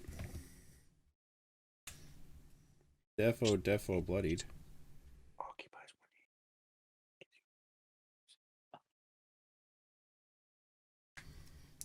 Is that your turn? I didn't hear you. Oh, sorry. Yes. Okay, perfect. Next is the Minotaur skeleton. So he starts his turn inside that dagger cloud. So is it starts or ends his turn by the verbiage of the spell? Thought I heard Starts. Starts. Okay, roll your 66 again. Or 64, whatever it was. I thought 18. Wait, what? you already had factored in that damage. No, she cast it. And doesn't it take effect immediately when she casts it? Or is it only when Yes. he's starting his turn? Yeah. I think it's when it Well- starts his turn, or when they move into it. Yeah, it says if you're in it when it starts your turn is when you have to do it the first time. Okay, so we already took that damage then. Okay. Yeah. Perfect. All right. So Yeah, it's he when it already- steps in or starts its turn there. Perfect. So Yeah. it started its turn there. What's the AC on your pillars there, Chris? At level 3, I my pillars get stronger because I went down the Heart of Stone path, so they now match my AC, which is 16. Perfect. He The is HP on these. Huh? What's the HP on those anyway? I'll tell you. I have that in front of me, but reroll keeps on closing at every given moment. My pillar HP is 10 plus my level plus my proficiency bonus. So that's 10 plus 3 plus 2, 15. very, very cool. Man. I'm a protector. That's what I do. I'm setting up walls essentially. Well, it's going to I never said how deep this was. Hold on. I'm gonna roll a a D10 to see how deep this doorway is. 7. So it's 5 feet for him. 7. So it's 12 foot deep total. He can't get back far enough.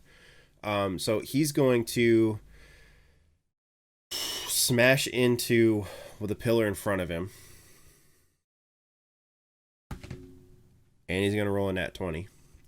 Of course he is. That will destroy that pillar. So the pillar. I'm just going to state this for you. He does 28 plus 17 is 43 damage. Out. Cute. So I'm glad the pillar's taking that. How mad would you be if I say the cleave rule is in effect? What is that? It basically means if he goes and kills above a certain amount, that damage can carry over to the next thing. And if it kills that thing and it's still more damage left, it can carry to the next thing. As many things are basically within melee range of him. So are we doing that as players? Oh yeah, 110%. When you Fair's fair then. When you killed the skellies, you beat them each by like 1 HP. When you killed them, that's the only reason you never cleaved into the other skeleton. That's Sense. my opinion. I'm not gonna say it breaks all 3. It's gonna break 2. He still can't fit out, but he broke 2 of them. Okay. Next when in the order. pillars break, I'm sorry, really. The pillars, when they break, they do create difficult terrain around themselves. Perfectly fine. 2 of them are gone, so he only has at this moment like a 4-foot opening to squeeze through, and he's a big boy. I'm gonna say his horns are 6 feet across as themselves. He's not getting out of it yet. He still has to break down 1 more. Next in the order would be Gundren. Gudra. Muted. I just wanted to put that in effect. I'm not, I wasn't just going to say it was going to happen. I was asking you and reminding you that the cleave effect the cleave rule is in effect for you as players, as well as the enemies. To be fair. Okay, here's what I'm going to do. I'm going to walk up to the opening, and I'm going to grab the skeleton's neck, and then swing my staff at his head. Okay, roll for attack. Or you want to do a grapple check? Let's do a grapple check. Actually, you know what? Yeah, do a grapple check. See, let's do a pose grapple. Because you're going to try and grab him by the throat. Yeah. How do you do a grapple check? How about this? If you do a grapple, if you do a grapple check, if you're able to, we'll do a pose, just d20s with your strength modifier. If you're able to grab him, I'll let you do that hit with advantage. If you pass the strength check. So I just need to do a strength check. So you're reaching into the cloud of daggers? Yeah, I wasn't going to remind him of that part. That's okay. I got a dirty 20. Dirty 20, okay, rolling. He does have good strength. D20 plus 4. Oh. What's your strength modifier? My strength modifier is plus 4. Okay, so is his. Re-roll. Ties. Roll off. Roll off. Ooh, you might beat him. Oh wait, strength check. Strength check, I got a 14. 14? Yep, you beat him by 1. He rolled a 13. So you grab him, make that attack roll with advantage. And so that's going to be a one-handed bludgeoning. Yep. So it's 1d6 plus 2. But you still have to see if you hit. It's going to be 6. It says 1d6 plus 2, and then I have a hit DC. I'm not sure what that is, of plus 4. I don't know if that means anything. So you, the hit DC is that plus 4 is what you add to your roll. When you attack, you still have to see. Is that roll the damage, or is that the roll to see the hit? Because you grabbed. I already rolled to see the hit. You grabbed him. Oh, yeah. Okay. I didn't do that yet. Sorry, my bad. You're good. So roll to hit is gonna be 2. I did say it was with advantage, so because you did grab Okay. him, I did say Okay. if you beat him in the strength check, you did have advantage on it. Okay.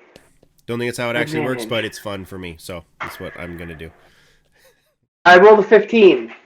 15 misses. Ah. Please, Korean, roll your dice, And then- please, to see the damage that you do to Gundren. Yeah. Okay. And then I Yes. jump back out of it. Does he get an opportunity attack if you were able to reach in and grab him?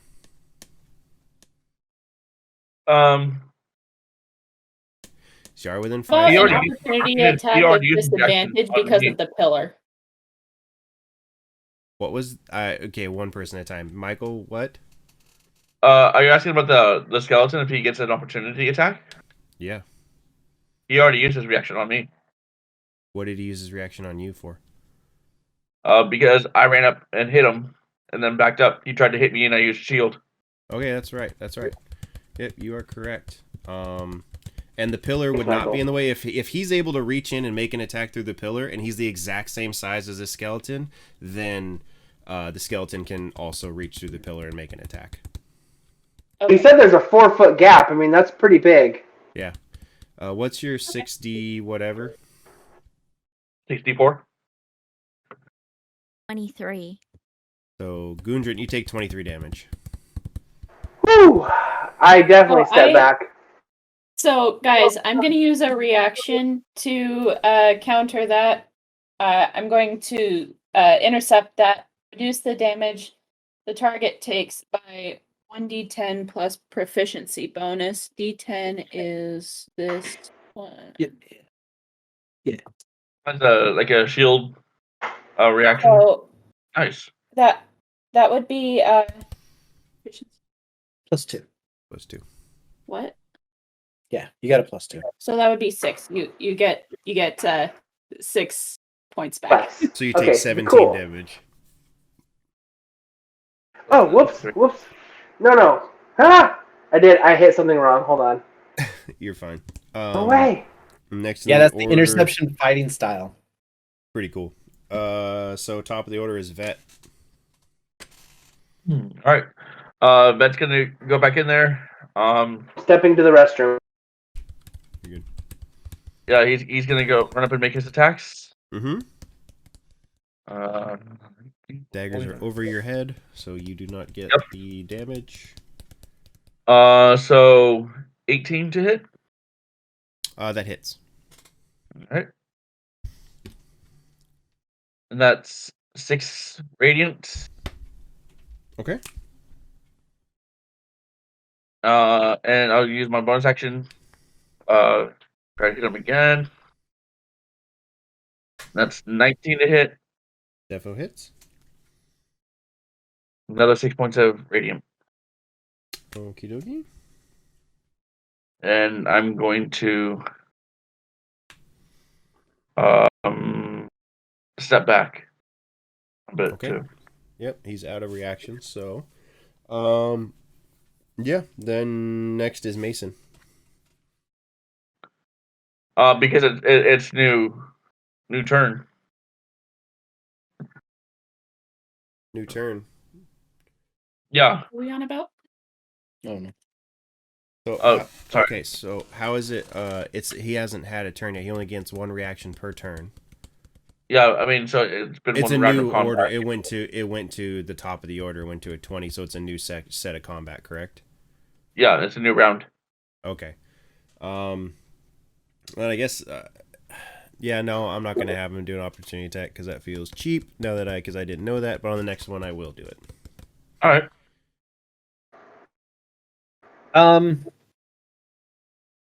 Let's see, who all's hurt? Is it just okay. I'm gonna go ahead and step forward just enough to put my hand on Gudrum's back, and I'm going to cast Cure Wounds. It's going to be 1d8. I rolled a 6 plus my spellcasting ability modifier. That's a plus 4. Very nice. So 10. 10 HP you recover. Almost like you haven't gotten hit, Sky. Thank you very much. You're welcome. I was pretty bloodied.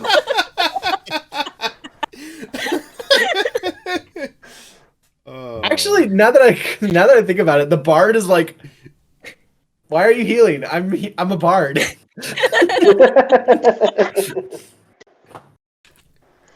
That's awesome. Is that your entire turn, or do you have a bonus, or do you want to do anything else? I don't have any bonus actions at this level. Okay. Now they're in the correct order. It is the Minotaur's turn. Or Minotaur skeleton, my apologies. He's going to take a swing with his great axe at that other column. Does he get damaged first? From He does get damaged. He does get damaged.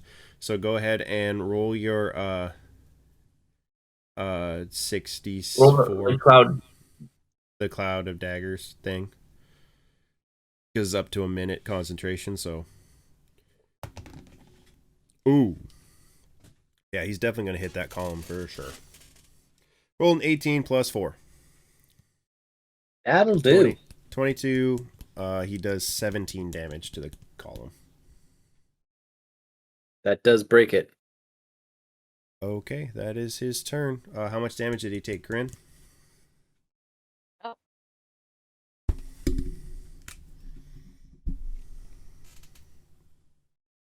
14.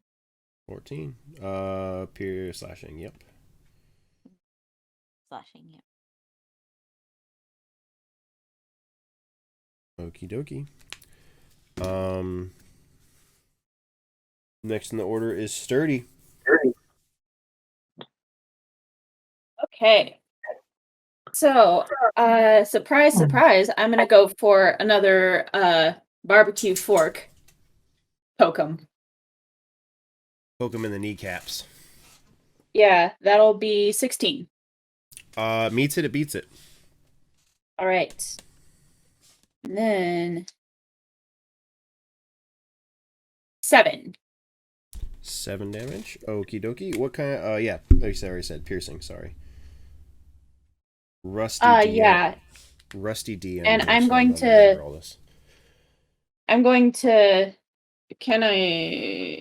does action surge mean I can like step back without taking an opportunity attack? I don't. Well, actually, it just says you could take another action, and if you use your action to disengage. I mean, yeah. I mean, I think that's fine. Yeah, if you take the disengage, if you use your action surge, which is once per day, and you choose to take the disengage action to back away, then yeah, I'll say you don't take the opportunity attack. But yeah, no, that's what I'll say. Okay. It's up to you. Yeah, I'm actually gonna need to stay within range. I'll just rely on my beefitude to protect me. the beef sauce. Are you still gonna take your action search then? No. Okay. I'm gonna save that for later. So that's the end of my turn. Okie dokie. Zan, the party bardy. Let's do this. So I'm going to vicious mockery. Oh, The his heck feelings out of are him. his feelings are hurt. Good.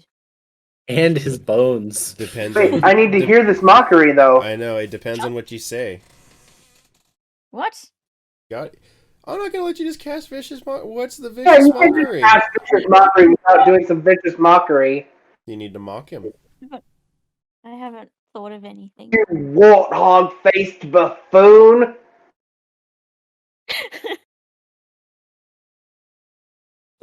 It's a Princess Bride quote. Yes, I know what that is. I don't know what to. I didn't last time. Yes, Maybe. yes, no, you did. no, you You Someone gotta did. let do you it get every away with time. it when you shouldn't have. Yeah, you actually I got you it. did. You Yeah. said something funny. You were like, someone That else was said on something. purpose. I know, but it worked and I counted it. Oh dear. Oh no. Oh golly gee. Oh dear. Lexi, there's no more pizza left. Get out of here. She's like snooting for crumbles right now. She's like, Dottie, you drop anything?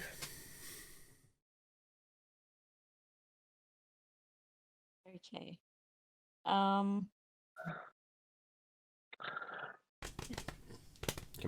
drawing blank, so I can't. That's okay. Here, can I give you a suggestion? Yes.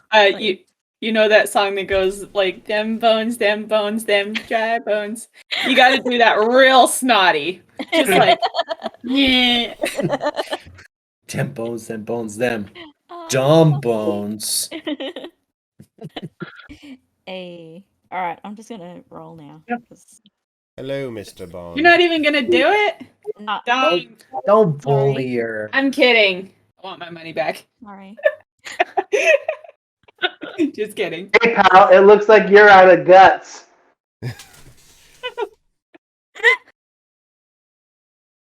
Man, why? What's the matter? You can't stomach it? See, they're all great.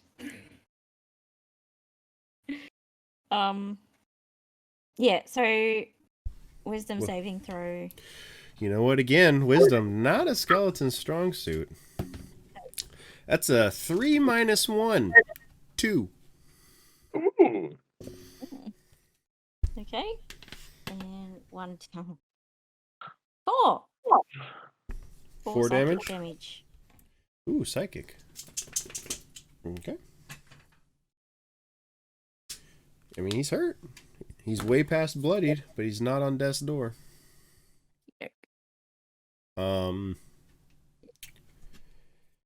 So it is now good old Gundrlin's turn.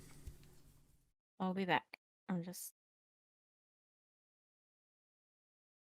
Oops, sorry, wrong buttons. Goo drum. Nope. Like sticky goo and drum. Goo drum. No. Like Goo drum. That's not my name. All right, Louie Gooey, let's do this. Alright, so at this point, the skeleton has stepped out of the doorway, yes? He's standing in the door. He's just outside the door because he shattered that pillar, and that was his turn. So he's still kind of in the doorway still.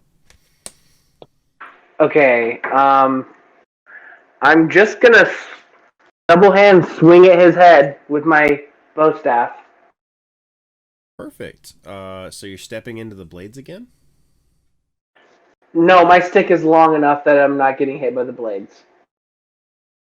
Should be, right?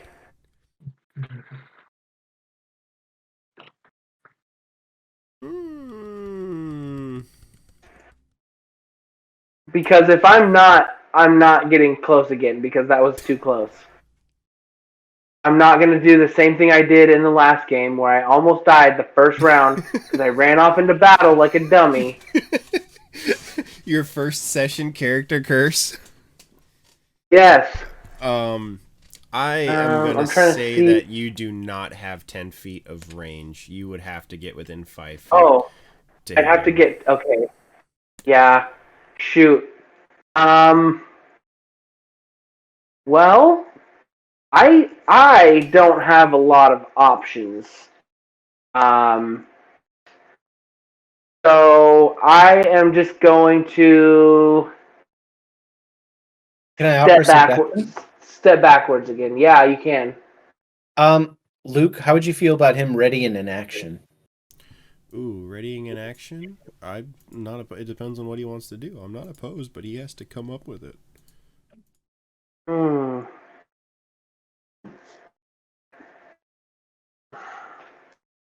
Maybe I could throw my staff like just like a big javelin, except with a blunt end. All right, if you do that, you're going to use Dex to throw it, and then you're going to do. It's going to do a D4 of damage because it is a blunt stick.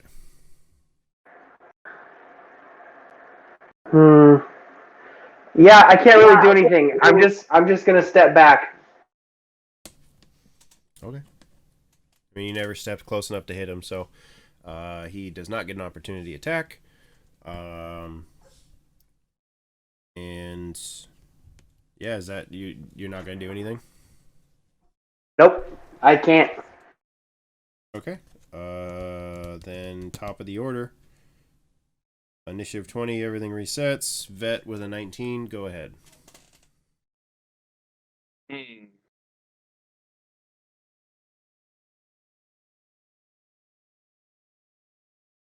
I think Vet is going to. All right, yeah, let's do it. Vet's going back into an attack. Okay.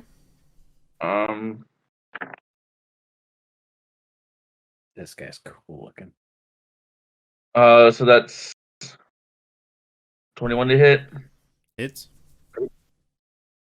9 points of radiant. Okay.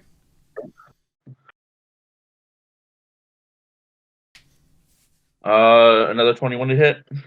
Hits. 5 points radiant. Okay. How's he looking? I mean, he's hurt. He's not on death's door. Okay.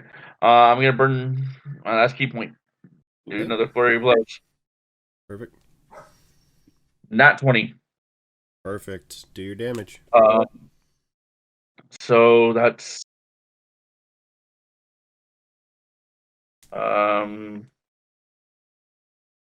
15 points of radiant damage. Okie dokie. And second attack. We're so close to not 20 there. 25 to hit. Hits. 7 points of radiant. Very cool. He is on death's door. And then Vet is going to back up a bit. Okay, he will take the opportunity attack on you. With his great axe. Oh, that's not gonna hit. Not just a good axe. It's not gonna hit. It's like a 3. Yeah, no. 3 plus 4 is 7. Yeah. Well, maybe it was just a good axe. So yeah, that's cool. I'm gonna Mason. limbo on the axe swing. Perfect. Mason, it is your turn. Mason is gonna use a bonus action to cast a cantrip. Okay. Magic Stone. This is a cool one. You basically enchant 3 rocks, and now they are considered magical ammunition. I'm just gonna go ahead and hand 2 of them to Gudrum, and I'm gonna use my sling and sling a magic stone at yonder Skelly. Now, here's the cool thing. Sky, I just handed you 2 pieces of magical ammunition. They are now throwing weapons, essentially. Oh, perfect. Thank you. I rolled a 2. So I don't think there's any sort of attack I can make, though. Yeah. Okay. But that is my turn. Question. Yeah. How big can those magic stones be? They say touch 1 to 3 pebbles. Okay. So Marbles. yeah. Very cool. It is Skelly's turn. So the closest person, I believe, was Sturdy. Probably me. Yeah, it was Sturdy. The next person, I believe, is either Cloud. It was the Cloud. Go ahead and roll the Cloud thing. The 64. Yep, sorry. 1 second. 10. 10? Mhm. Still alive. Not by much. Okay. He is gonna get to finally do his cool thing. He is going to. So he's gonna take 1, 2.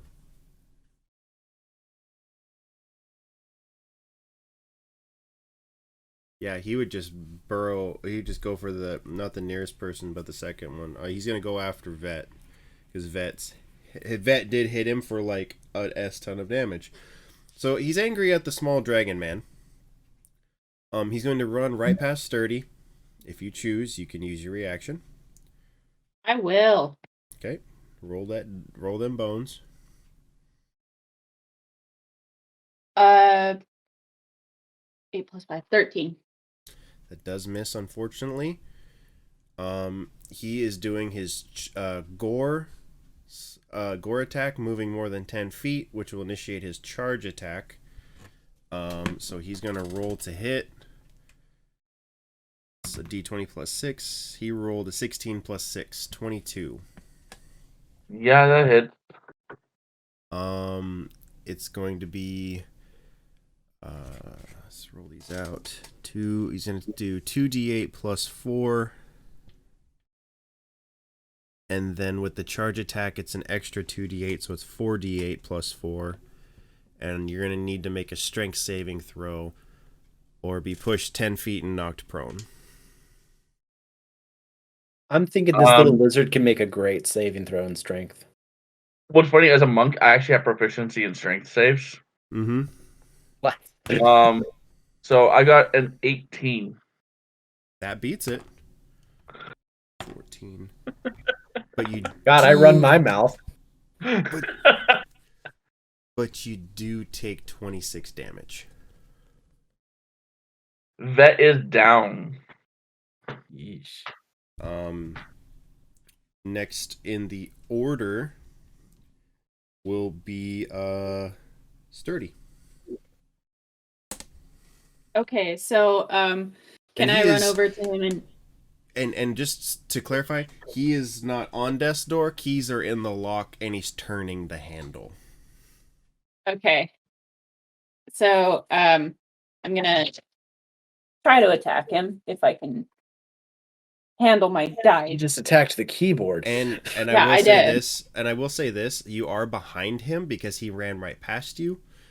Your attack will have advantage. That is one thing I will implement, is if you are directly behind him, if you choose to flank a creature, I will say you have to describe it to me and pass his passive perception with a stealth check of some sort, but he ran right past you and you're standing directly behind him, so make the attack with advantage. Okay, 18. That hits. That's a d20 you're rolling. It sure is. Can you physically do more than one damage? Or do less than 1 damage? Yeah. I cannot do less. So this is how I picture it. He runs past Sturdy. This giant skeleton minotaur gores poor little Vet. Sturdy feels sad because her reaction did not fell the monster before this could happen. This anger wells up inside of her, and she charges after the skeleton minotaur and strikes as hard as she can with her fire poker, or with her barbecue fork. And she strikes down the minotaur, crumbling him into pieces, and all that sits there is the skull of this skeleton minotaur. And we are out of combat. Nice. Corinne, I could just tell you now that, I got a few, or if you got more. I have the capacity to heal as well, a little bit. I think I could do it better. I have 4 spell slots. I could cast Cure Wounds. Okay. I'll save it then. All right. If that sounds good, Corinne, I could cast it, or if you want, if you'd rather. No, I'm good. All right, I'm gonna cast Cure Wounds on poor little Vet. So that's gonna be 3 plus 2. Vet, No, sorry, 4 plus 2. Vet, you are stabilized, and I think at it's 1 take me more. HP. Congratulations. You have defeated the skeleton minotaur. Yay. Ba-ba-ba-ba-ba-ba-ba. That is gonna go over to the crumbled skeleton, pick up pieces, and just like bang on the head with a piece of bone. Oh wait, you remember in Thor Ragnarok when Thor grabs Surtur's head? I do that with the Minotaur's head. I take a nice juicy rib bone and stick it in my pack to make stock out of later.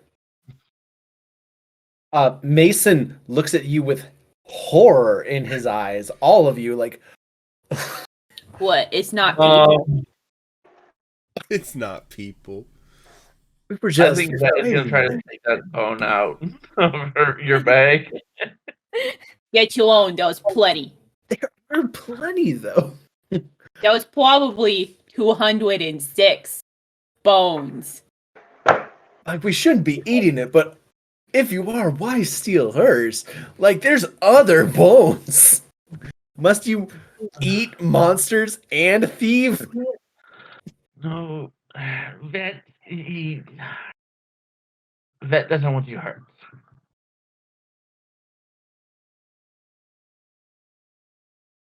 What?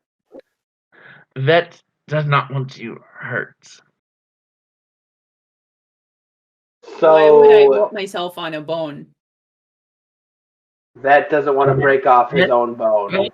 Vet does not know that it's not poisoned. I guess I better roll perception to see if this bone is poisoned. If you would Wait, like would to, that be a you can do poison. You medicine can do, check? Sure, medicine work. Whatever's higher for you. Okay. To check if this centuries old reanimated minotaur skeleton bone is poisoned. Can I do a perception check on that too, or an investigation? I think it is. Sure. You know. That would be a 20. Yeah. Soup's No, poison. I don't know. Soup's I'm poison, gonna yo. throw it back down. Good looking out, Vet. Oh, Peek behind the curtain as soon as you put that in. If you were gonna make stew with it, and if you at any point fed the rest of the party with that, you were all going to take a D12 necrotic damage. Ah. Yuck. Just Good peek looking behind out, the- Vet. I peek should behind the twice do curtain. more. Even though you're a thieving scoundrel. You're a nasty, bad little lizard boy. That We are sassy rascals. is Vet is no longer home because Vet accidentally poisoned his friends, and Vet is very careful now. Good to know. I will trust your nose. What would you guys like to do? Keep going, obviously. No, I want to roll a perception check because when the sapphires vanished from the eyes of the kitty cat, they just vanished. Like, where did they go? So I want to see if I can roll a perception check, see what happened to the kitty cat. Can we take a short rest and do that over the course of the short rest? Yeah. Because I'm Yeah, you cool. can totally do that. Yeah, You guys sit and take a short rest in the scary I'm hurting. sarcophagus surrounded in terrifying bones, and then roll your perception check. Great. Yeah, great place to take a rest, Vet. Not my best roll, though. That was an 8 -1. Blue eyes go I'm- by. Blue eyes go by real fast. What does this mean? Thanks. Sky, would you like to roll an Arcana check? Something magical?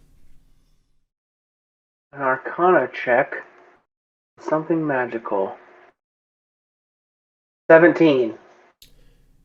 The blue eyes disappeared, you believe, from your history, might have something to do with this newfound power that swells through your guys' bodies.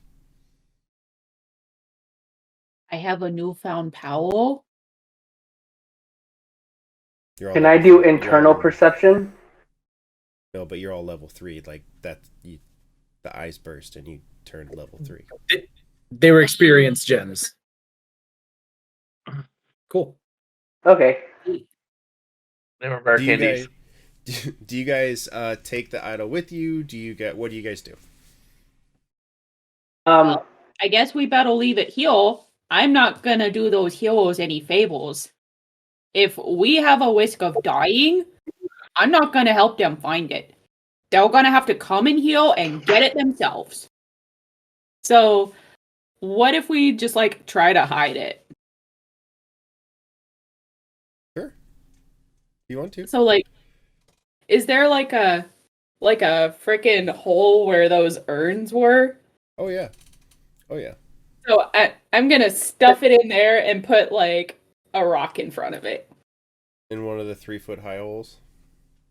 Yep. Perfect. I love it. Stuff a bunch of the Minotaur bones in there with it. Well, it won't fit. I'm gonna put the sarcophagus lid back on. The urn holes are this big, maybe this deep. Minotaur bones are quite large. Yeah, like a pinky bone. I can stuff in there. A pinky bone. Gotcha. All right, so you guys have successfully Gonna spit on the rest of the bones, though.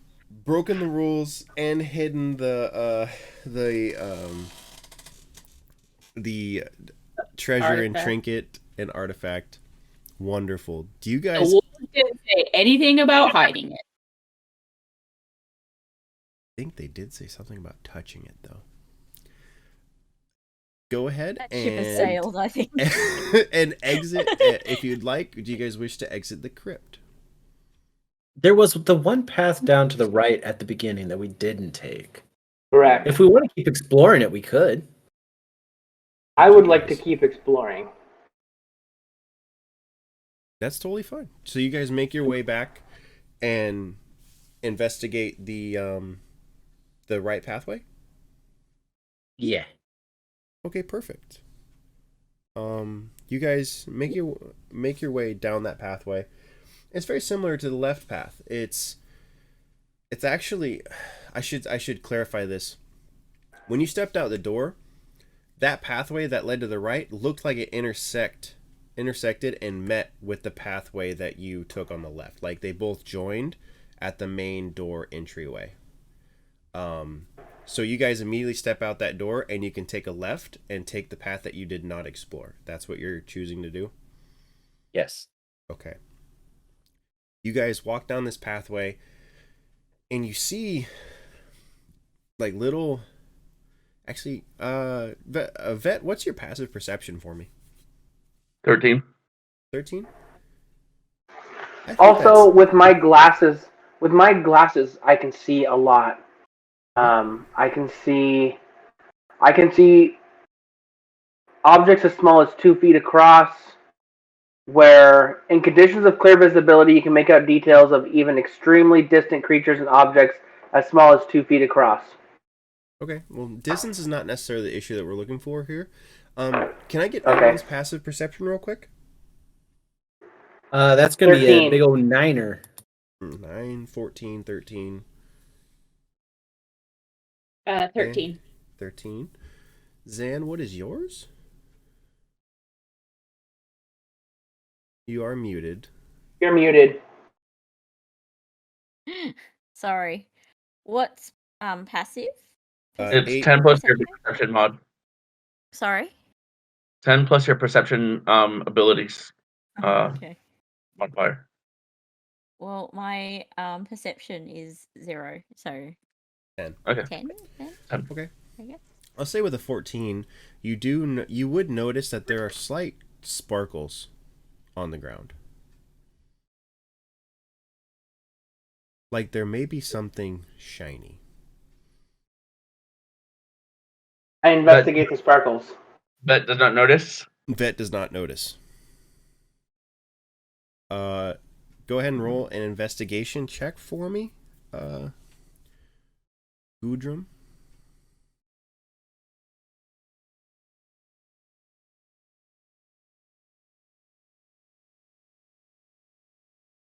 You're muted. Nat 20. Okay.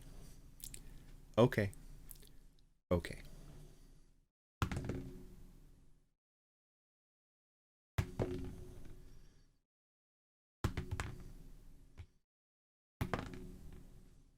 I don't like that he's rolling so much. No, it's good. Might be good.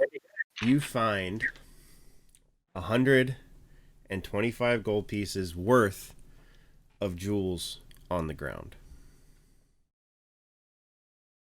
I put them into the bag with the other jewels we got from the idiots earlier.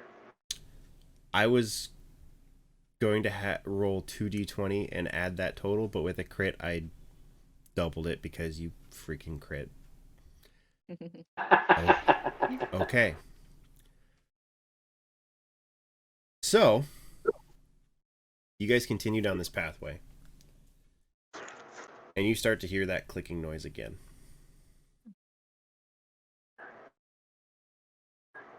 I will throw a rock against the wall to see if I can draw whatever it is out. Okay. As I'm hearing that, I'm gonna reach into my bag again and pull out another furry. Sure. Let's see which one that was. I should really Everyone, note that. roll initiative, by the way. Go ahead and pull out your furry. I'll say that you had a chance to do that because you heard it, but everyone roll initiative. You got a baboon. I rolled a nat 20. Nice. 5, 4. Yes. What'd you get, Alyssa? I got 22. Dang, girl. What'd you So get? that would be 19 plus 3. Perfect. Not one. Soup's cool. Plus my +4 is 5, but Soup's cool. I got you, Chris. So you go 5. High five. High five. Oh, beans. I don't want to erase that.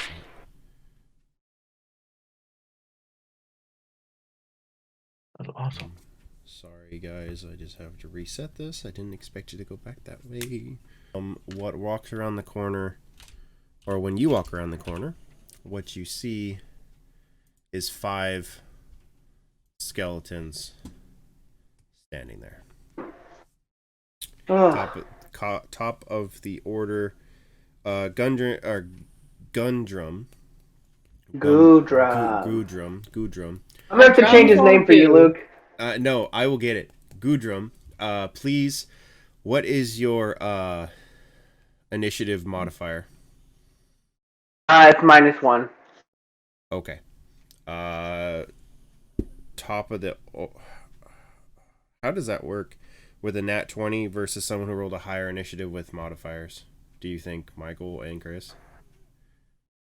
I'd say it's still a nat 20. Okay. So let me. So I rolled a nat 20, but my initiative is -1, so it would really be 19. But it's a nat 20. Yeah. I think this isn't an attack. It's just determining order. Higher number takes it. Yeah, and plus nat 20s only really count for attacks. They don't really count for saving throws, turns out. But it's still a nat 20. Screw it. It'll be Gundrum, and Sturdy. So Gundrum first, Sturdy second, and then everyone else. Okay. We haven't changed it for 4 campaigns. I really don't feel like changing it now. So Chris gave me these rocks. Yeah. I've got 2 of them. I'm gonna throw one of them. By the way, quick question: you never threw your stick. I was gonna see if you didn't pick up your stick, but you didn't. I did not throw my stick. Good. Go ahead and do your thing. Okay, I am going to throw the rock at one of the skeletons. Okay, perfect. Roll a ranged attack, which is d20 plus your dex. And if you're barbarian, So this that'd one's a be- little bit different because I cast it, so he just rolls a d20 and I add the mods. Okay. So I got an 11. How long does that Plus spell 6. last for, Chris? Until I cast it again. Nice. What'd you get? Oh, 17. Oh yeah, it hits. And Cool. the damage is roll a d6 and add 4. Okay, so that is going to be 5. And what kind of damage is that? It is... Bludgeoning? The target takes bludgeoning damage, yes. Okay, perfect. But it is magical, so Oh yeah, no, it's no worries. Next in the order is Sturdy Gertie. All right. Let's do a yeah. I'm just gonna try to stab one with my barbecue fork and miss. What did you roll? 6 plus I got 11.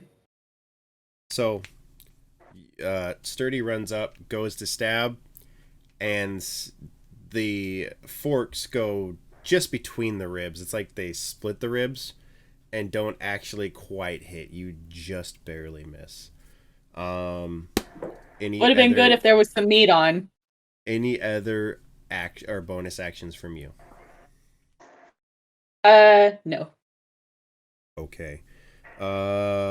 Mason, it is your turn.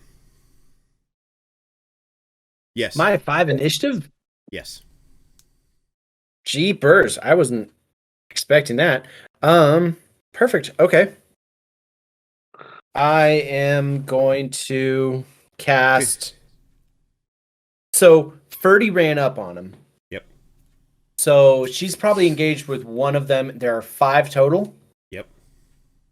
Okay, I'm gonna cast away from Ferdy, but hitting. I hope at least 3 of them. Dust Devil.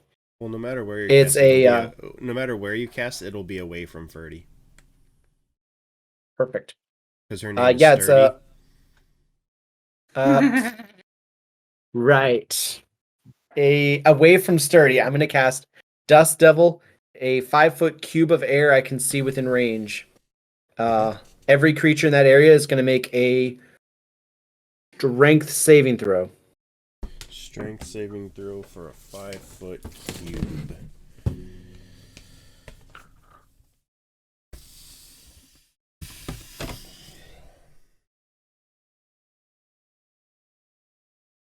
Okay. You can get 2 of them. Very good. Strength. You said strength saving throw? That's right. Got a 12 and a Fail. 15. Fail. Okay. I think I figured out my sound settings, by the way, finally. It sounds It does way sound better. better. It sounds way better. 10 out of 10 would recommend. So they take 1d8 bludgeoning damage. That's 3 each. And they are pushed 10 feet away. 3 each, 10 feet away. So I said you got 2 of them? Yes. Yeah. Okay. If that meant they were pushed 10 feet closer to us, then I don't know what's gonna happen. I'm gonna say they got pushed back because the cube center is on the front. I'm just gonna assume. Next is Vet. And Beans and Rice, skipped their initiative. Sorry, not Vet. Zan. And Beans and Rice, I skipped their initiative again. But that's okay. Okay, sorry. My cat's decided to jump up on the desk. That's all right. So okay, so I have questions. Yes. How far away are the Scaly Boys? About 15 feet. Okay. Maybe I'll try something else. I was going to try Thunder Wave on them, but it's a 15-foot cube. So I don't know if that would. if you You wanted, could you step up could towards it. Thunderwave. Is that a touch spell or is that there's range on that? Correct. Yes.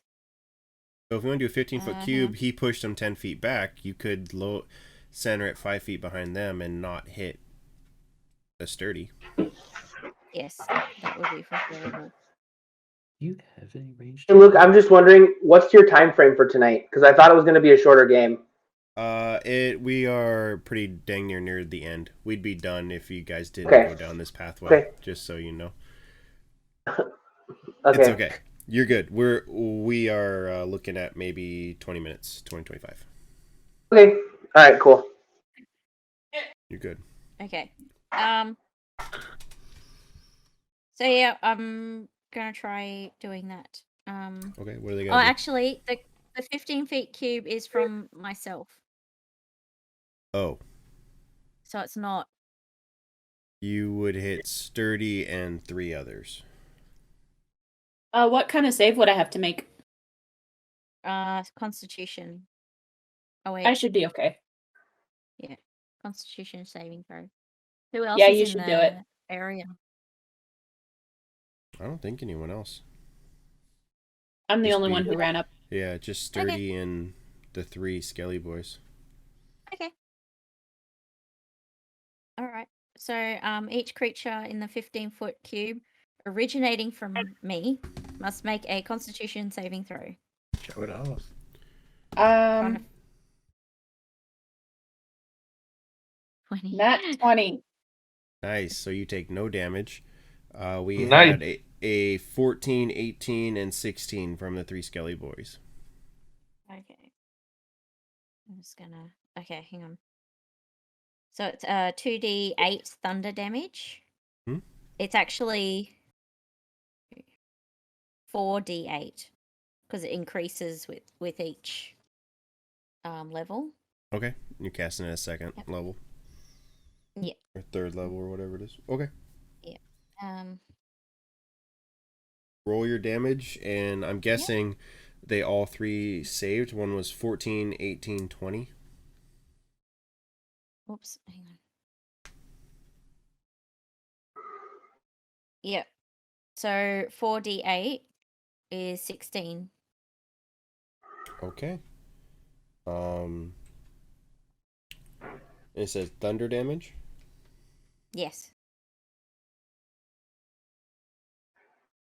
You said 16? Or you say, sorry, what did you say? Said 16, yeah. 16 damage? Okay. So you kill one,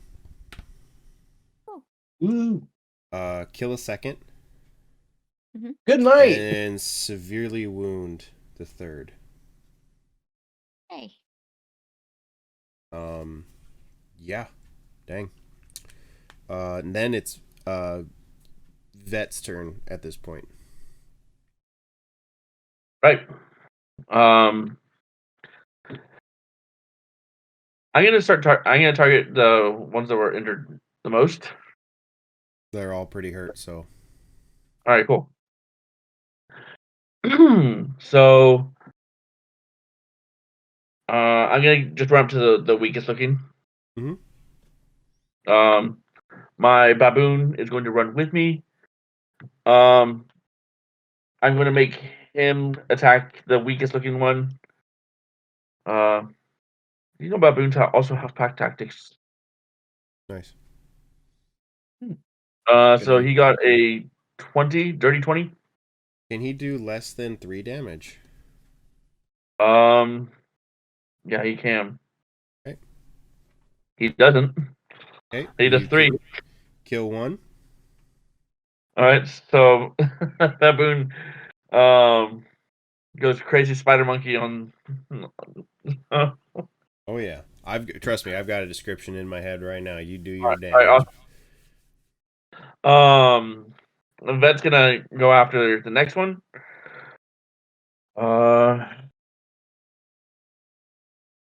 So that's 19 to hit. Hits. 10 radiant. He dies. There's Um, one left on death's door, and he's right next to the one you just killed. All right, cool. No, Cleve.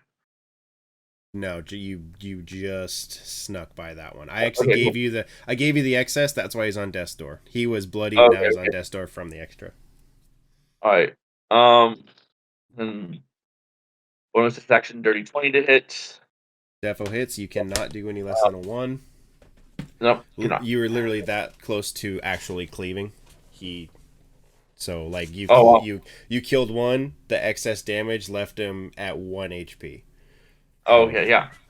So in my head, Zan channels from her chest and billows out this thunder wave. This wave of thunder that just cracks through the air. Sturdy, making good on her namesake, holds and takes 0 damage as a skeleton obliterates behind her. Vet runs up with his baboon and rips apart the skeleton, rib cage split, just like spreading a chicken, just pops it apart. Vet snakes up, perfect 3-hit combos, knees, ribs, head, knocks off the second to last skeleton. Mid kick, he spins with his tail and clips the neck bone of the skeleton that was left, decapitating him and dropping him to the ground. Congratulations, you have killed all the skeletons and have cleared this crypt. So this sentence was just acted out in front of us. This lizard grabbed his lightsaber and with his trusty baboon charged the skeletons. Yes. God, I love D&D. That is amazing. You guys exit Michael the crypt. Bay doesn't have the balls to film that. Suck it. You guys exit the crypt. And standing there is Brett, Kyle, and Chet. Yo, how'd it go in there, guys? Careful here, get inside the ring of fire. It's spooky out there. Not as spooky as we all. Takes his head. Whoa. Like, No, not cool, dude. God. That's too smart for this. And actually, I think time is. Oh, about this time, he's gonna cast prestidigitation on his face. Okay. You guys notice like there's a really nasty branding under Vet's right eye. When he casts prestidigitation, and it's gone. Okay. Very cool. That's something we're gonna have to discuss later. Guys, we will have to go party. But real quick request. Can the big scary guy hold the torch in the front, and then the other big nice party dude hold the torch in the back, and then we could like be in the middle holding 2 torches? Sure, I'll go in the front. Whatever you want to do, I don't care. I just don't want to be in the front or the back. I'm big and scaly and bad and mean. So you guys travel pumped on adrenaline. You're sore, but you're so jazzed. Like, we completed our first mission, and you trek through the night with no encounters. -1. You're walking up and you see a little tiny cart clip-clopping along. And on it is a very, very interesting but very elaborate gnome. Hello. A gnome. A gnome. Apologies in advance, everyone outside of the outside table. Apologies in advance. Yes. So Vet is riding probably on top of Gudrum's head. Just he's picking at his claws. He's trying to just polish his scales, chewing on roots to like fix up his teeth. Not paying much attention. And at the gnomes speaking to them, Vet's head whips around, and you hear.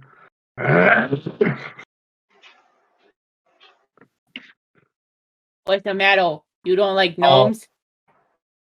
Vet jumps down off of Gudrum. Fuck you! Oh, that's not very nice. Boys!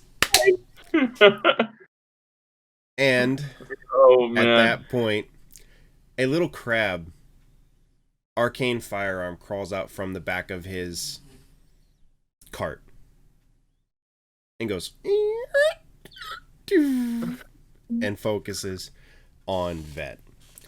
Vet is pacing.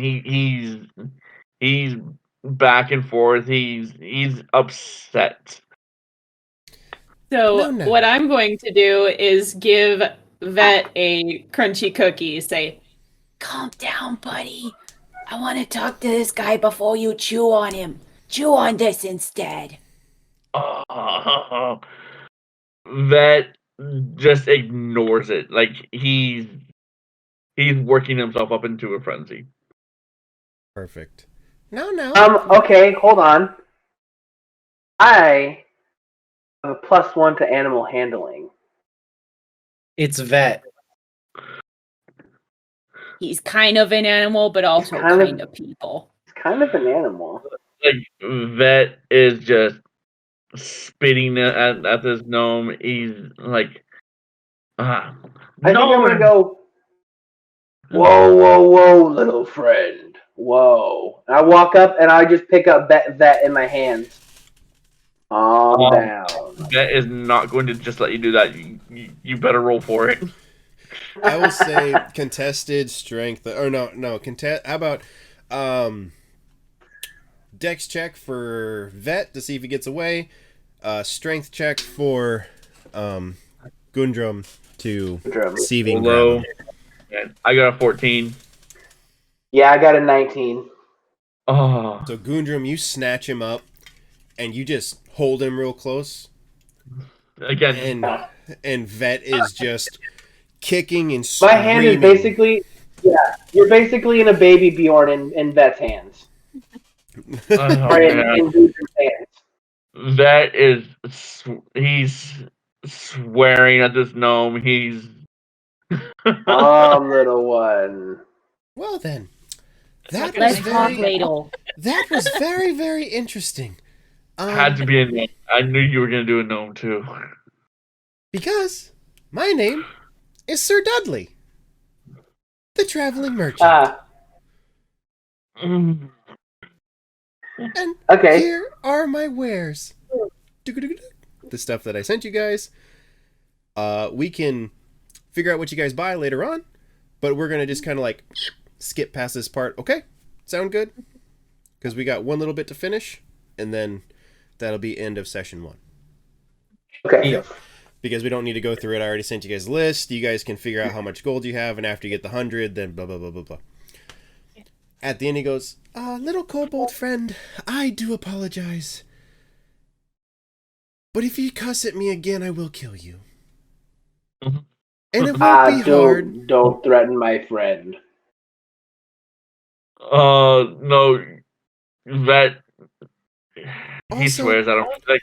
Also, real quick, little baby dragon. Oh, Vet's going to try to escape the grapple. Perfect. Okay. Do I do another strength check? Yeah. See if you can hold on to him. I got a dirty 20. No, it's a 1. You're out. Perfect. You're out. Go for it. Vet's going to hit him. As soon as you break free, that artillerist cannon is still pointed at you. Okay. Okie dokie. I'm just gonna go ahead and table talk. Mason is kind of disappointed with Vet right now. He's just like, this is super rude.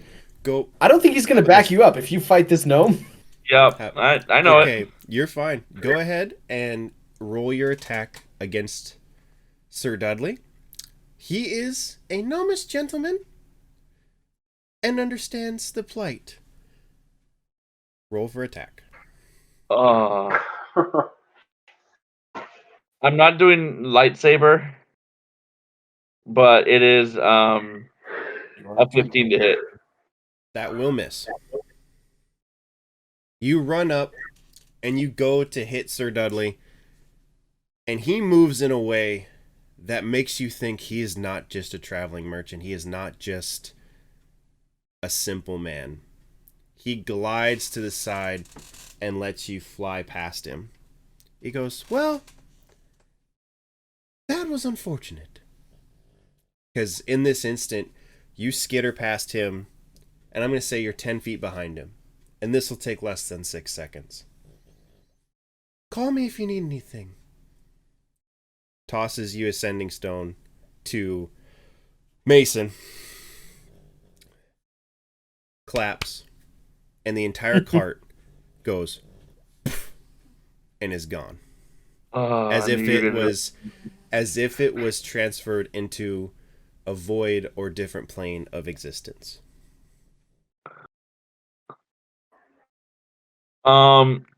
Vet is gonna skitter to the stop after this little overshoot of his attack, and he's going back to attack his second time, and just.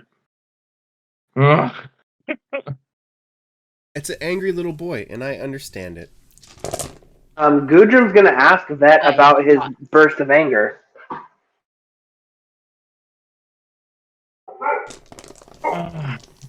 That is kobold. Kobold hate gnomes. Kobold hate gnomes. Rusty.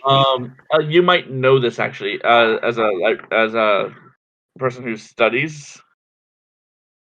So kobolds are fairly religious. The symbol of their god is a gnome skull spiked. Ah, okay. So do you hate all gnomes? Are you a gnome racist? A religiously motivated gnome racist? I guess so. Yes. Yep. Okay. You and me are on iffy terms. I mean, there's not a whole lot stopping me from roasting you over a file, buddy. So just put that in your back pocket.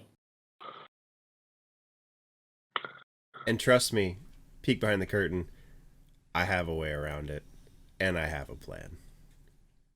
Yeah, that's it. It's like if Vet was to go like just attack some rando gnome, yeah, I'm more likely to side with the gnome, honestly. Yep. No, I'll side with the gnome and just scream, racist, racist, the whole time. It's all good. I'll side with the gnome and cast Entangle on him. He's going down. It's okay. It's okay. It'll be good. Trust me. It'll be okay. So you guys make your trek, and the entire time, Kyle, Brett, and Chet are like, Oh yeah, I forgot about them. whoa, the hostility in this area is uncool. We'll go our own way at this point. Good luck getting in the party. And they continue marching on their own, doing like that quick like scurry walk that like when someone's walking right next to you in a mall and you don't quite know what speed to walk at because you're both going the same direction and they do like half steps on you. So you guys arrive back at the Gold Digger Inn. Things are a little tense, but you guys have had long enough time to walk it off and chill.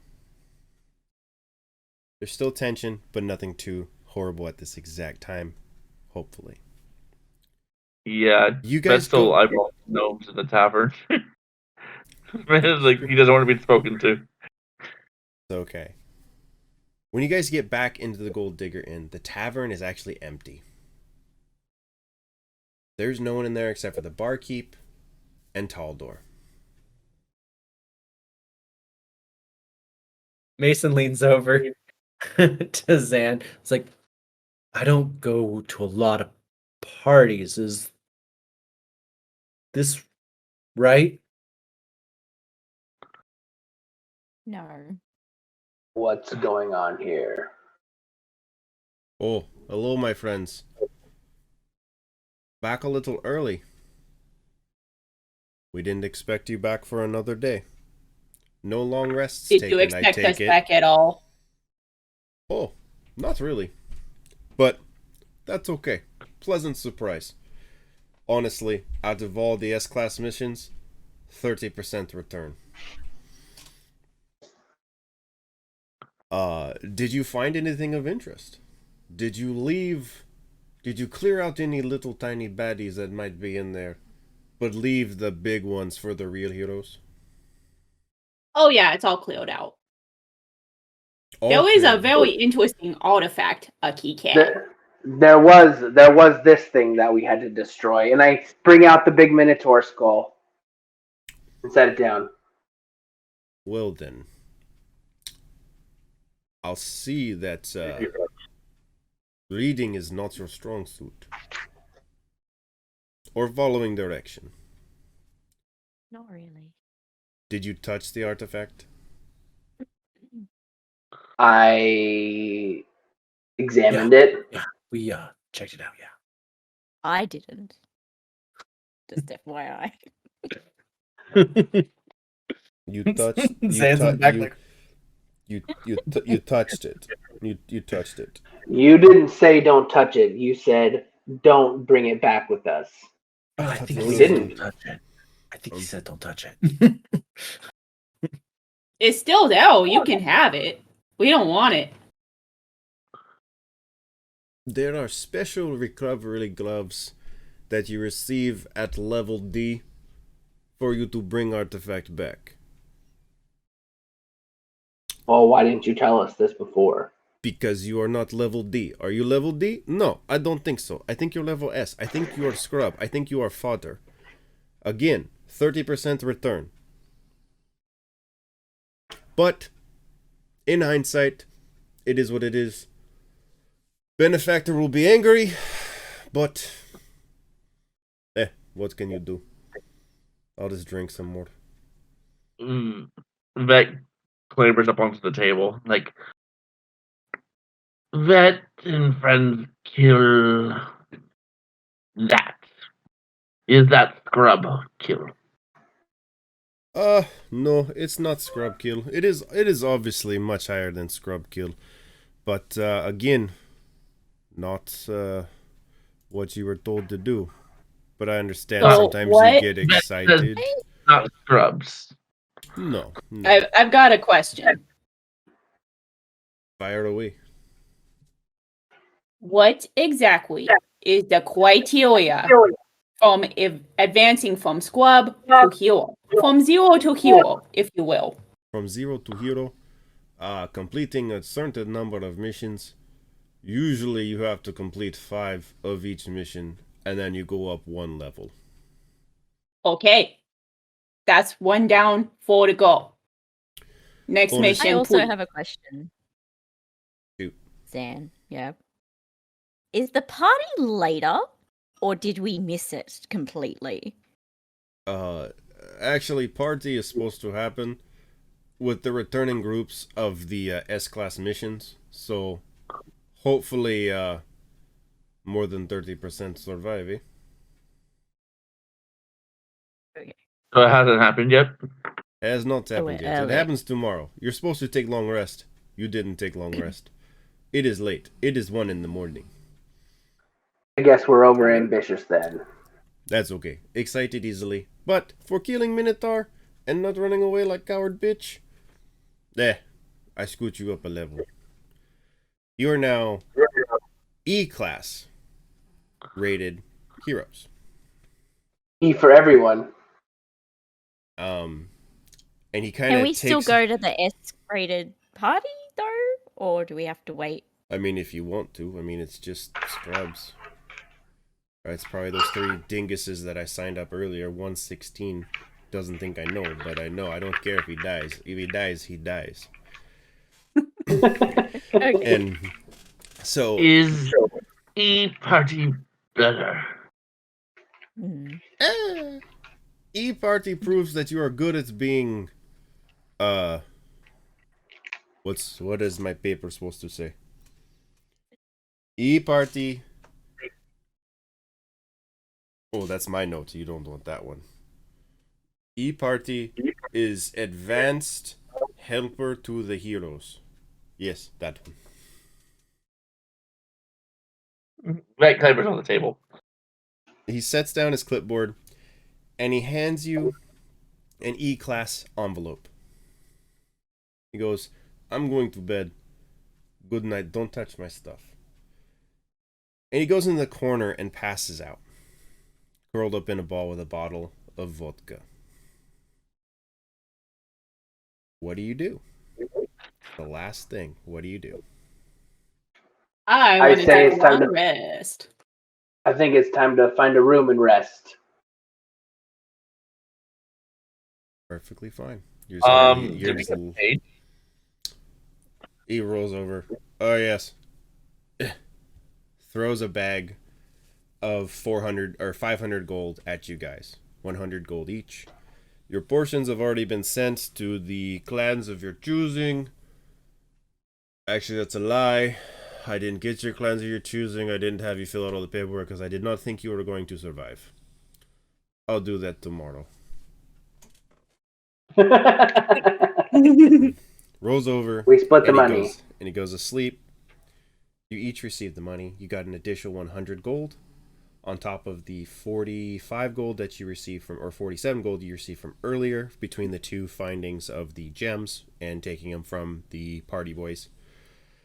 So you both each should have, or from this mission, 147 gold. Call it Plus 12 plus 12 for me. Do you guys, before we end the session, do you guys do anything else? He is asleep in So the how much room. was it? 101. 47. I go rent a room. He I has, I was just gonna say he has like stuff on the table. He said. Yeah. How Don't far touch away? it. Don't But that we're not supposed to touch, but you know. Don't touch it.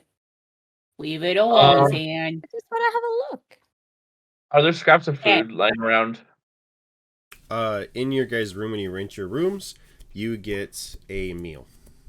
No, in the in just like the Yeah, there's scraps lying on around. the floor, yeah on the floor.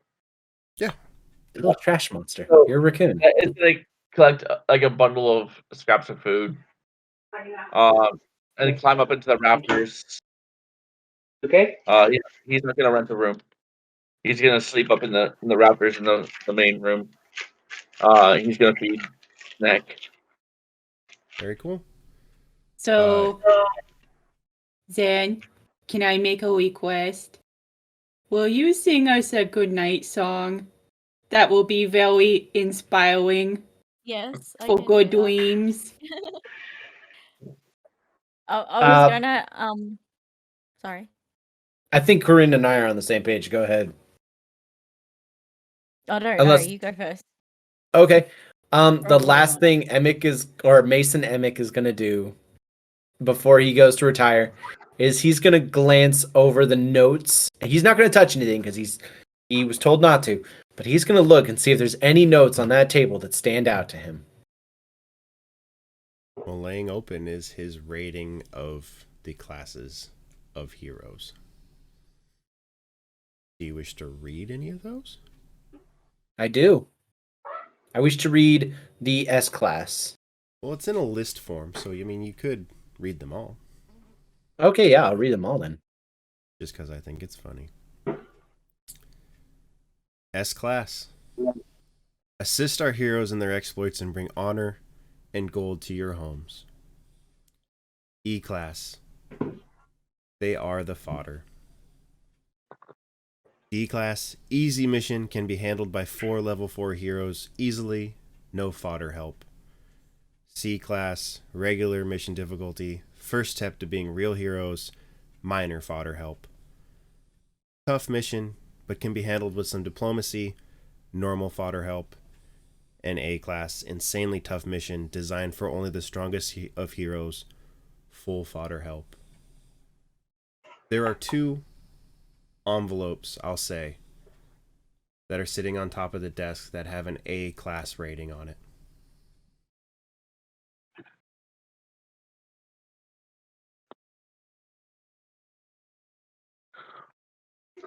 Mason's I'm a already good in boy. bed, so I take no Yeah. responsibility. Vet's already in the rafters. He's watching, but like he's found like a dark corner. What do you do? If Zan is like pulls up a chair kind of in that area and is doing the like song of rest for everybody, Mm-hmm.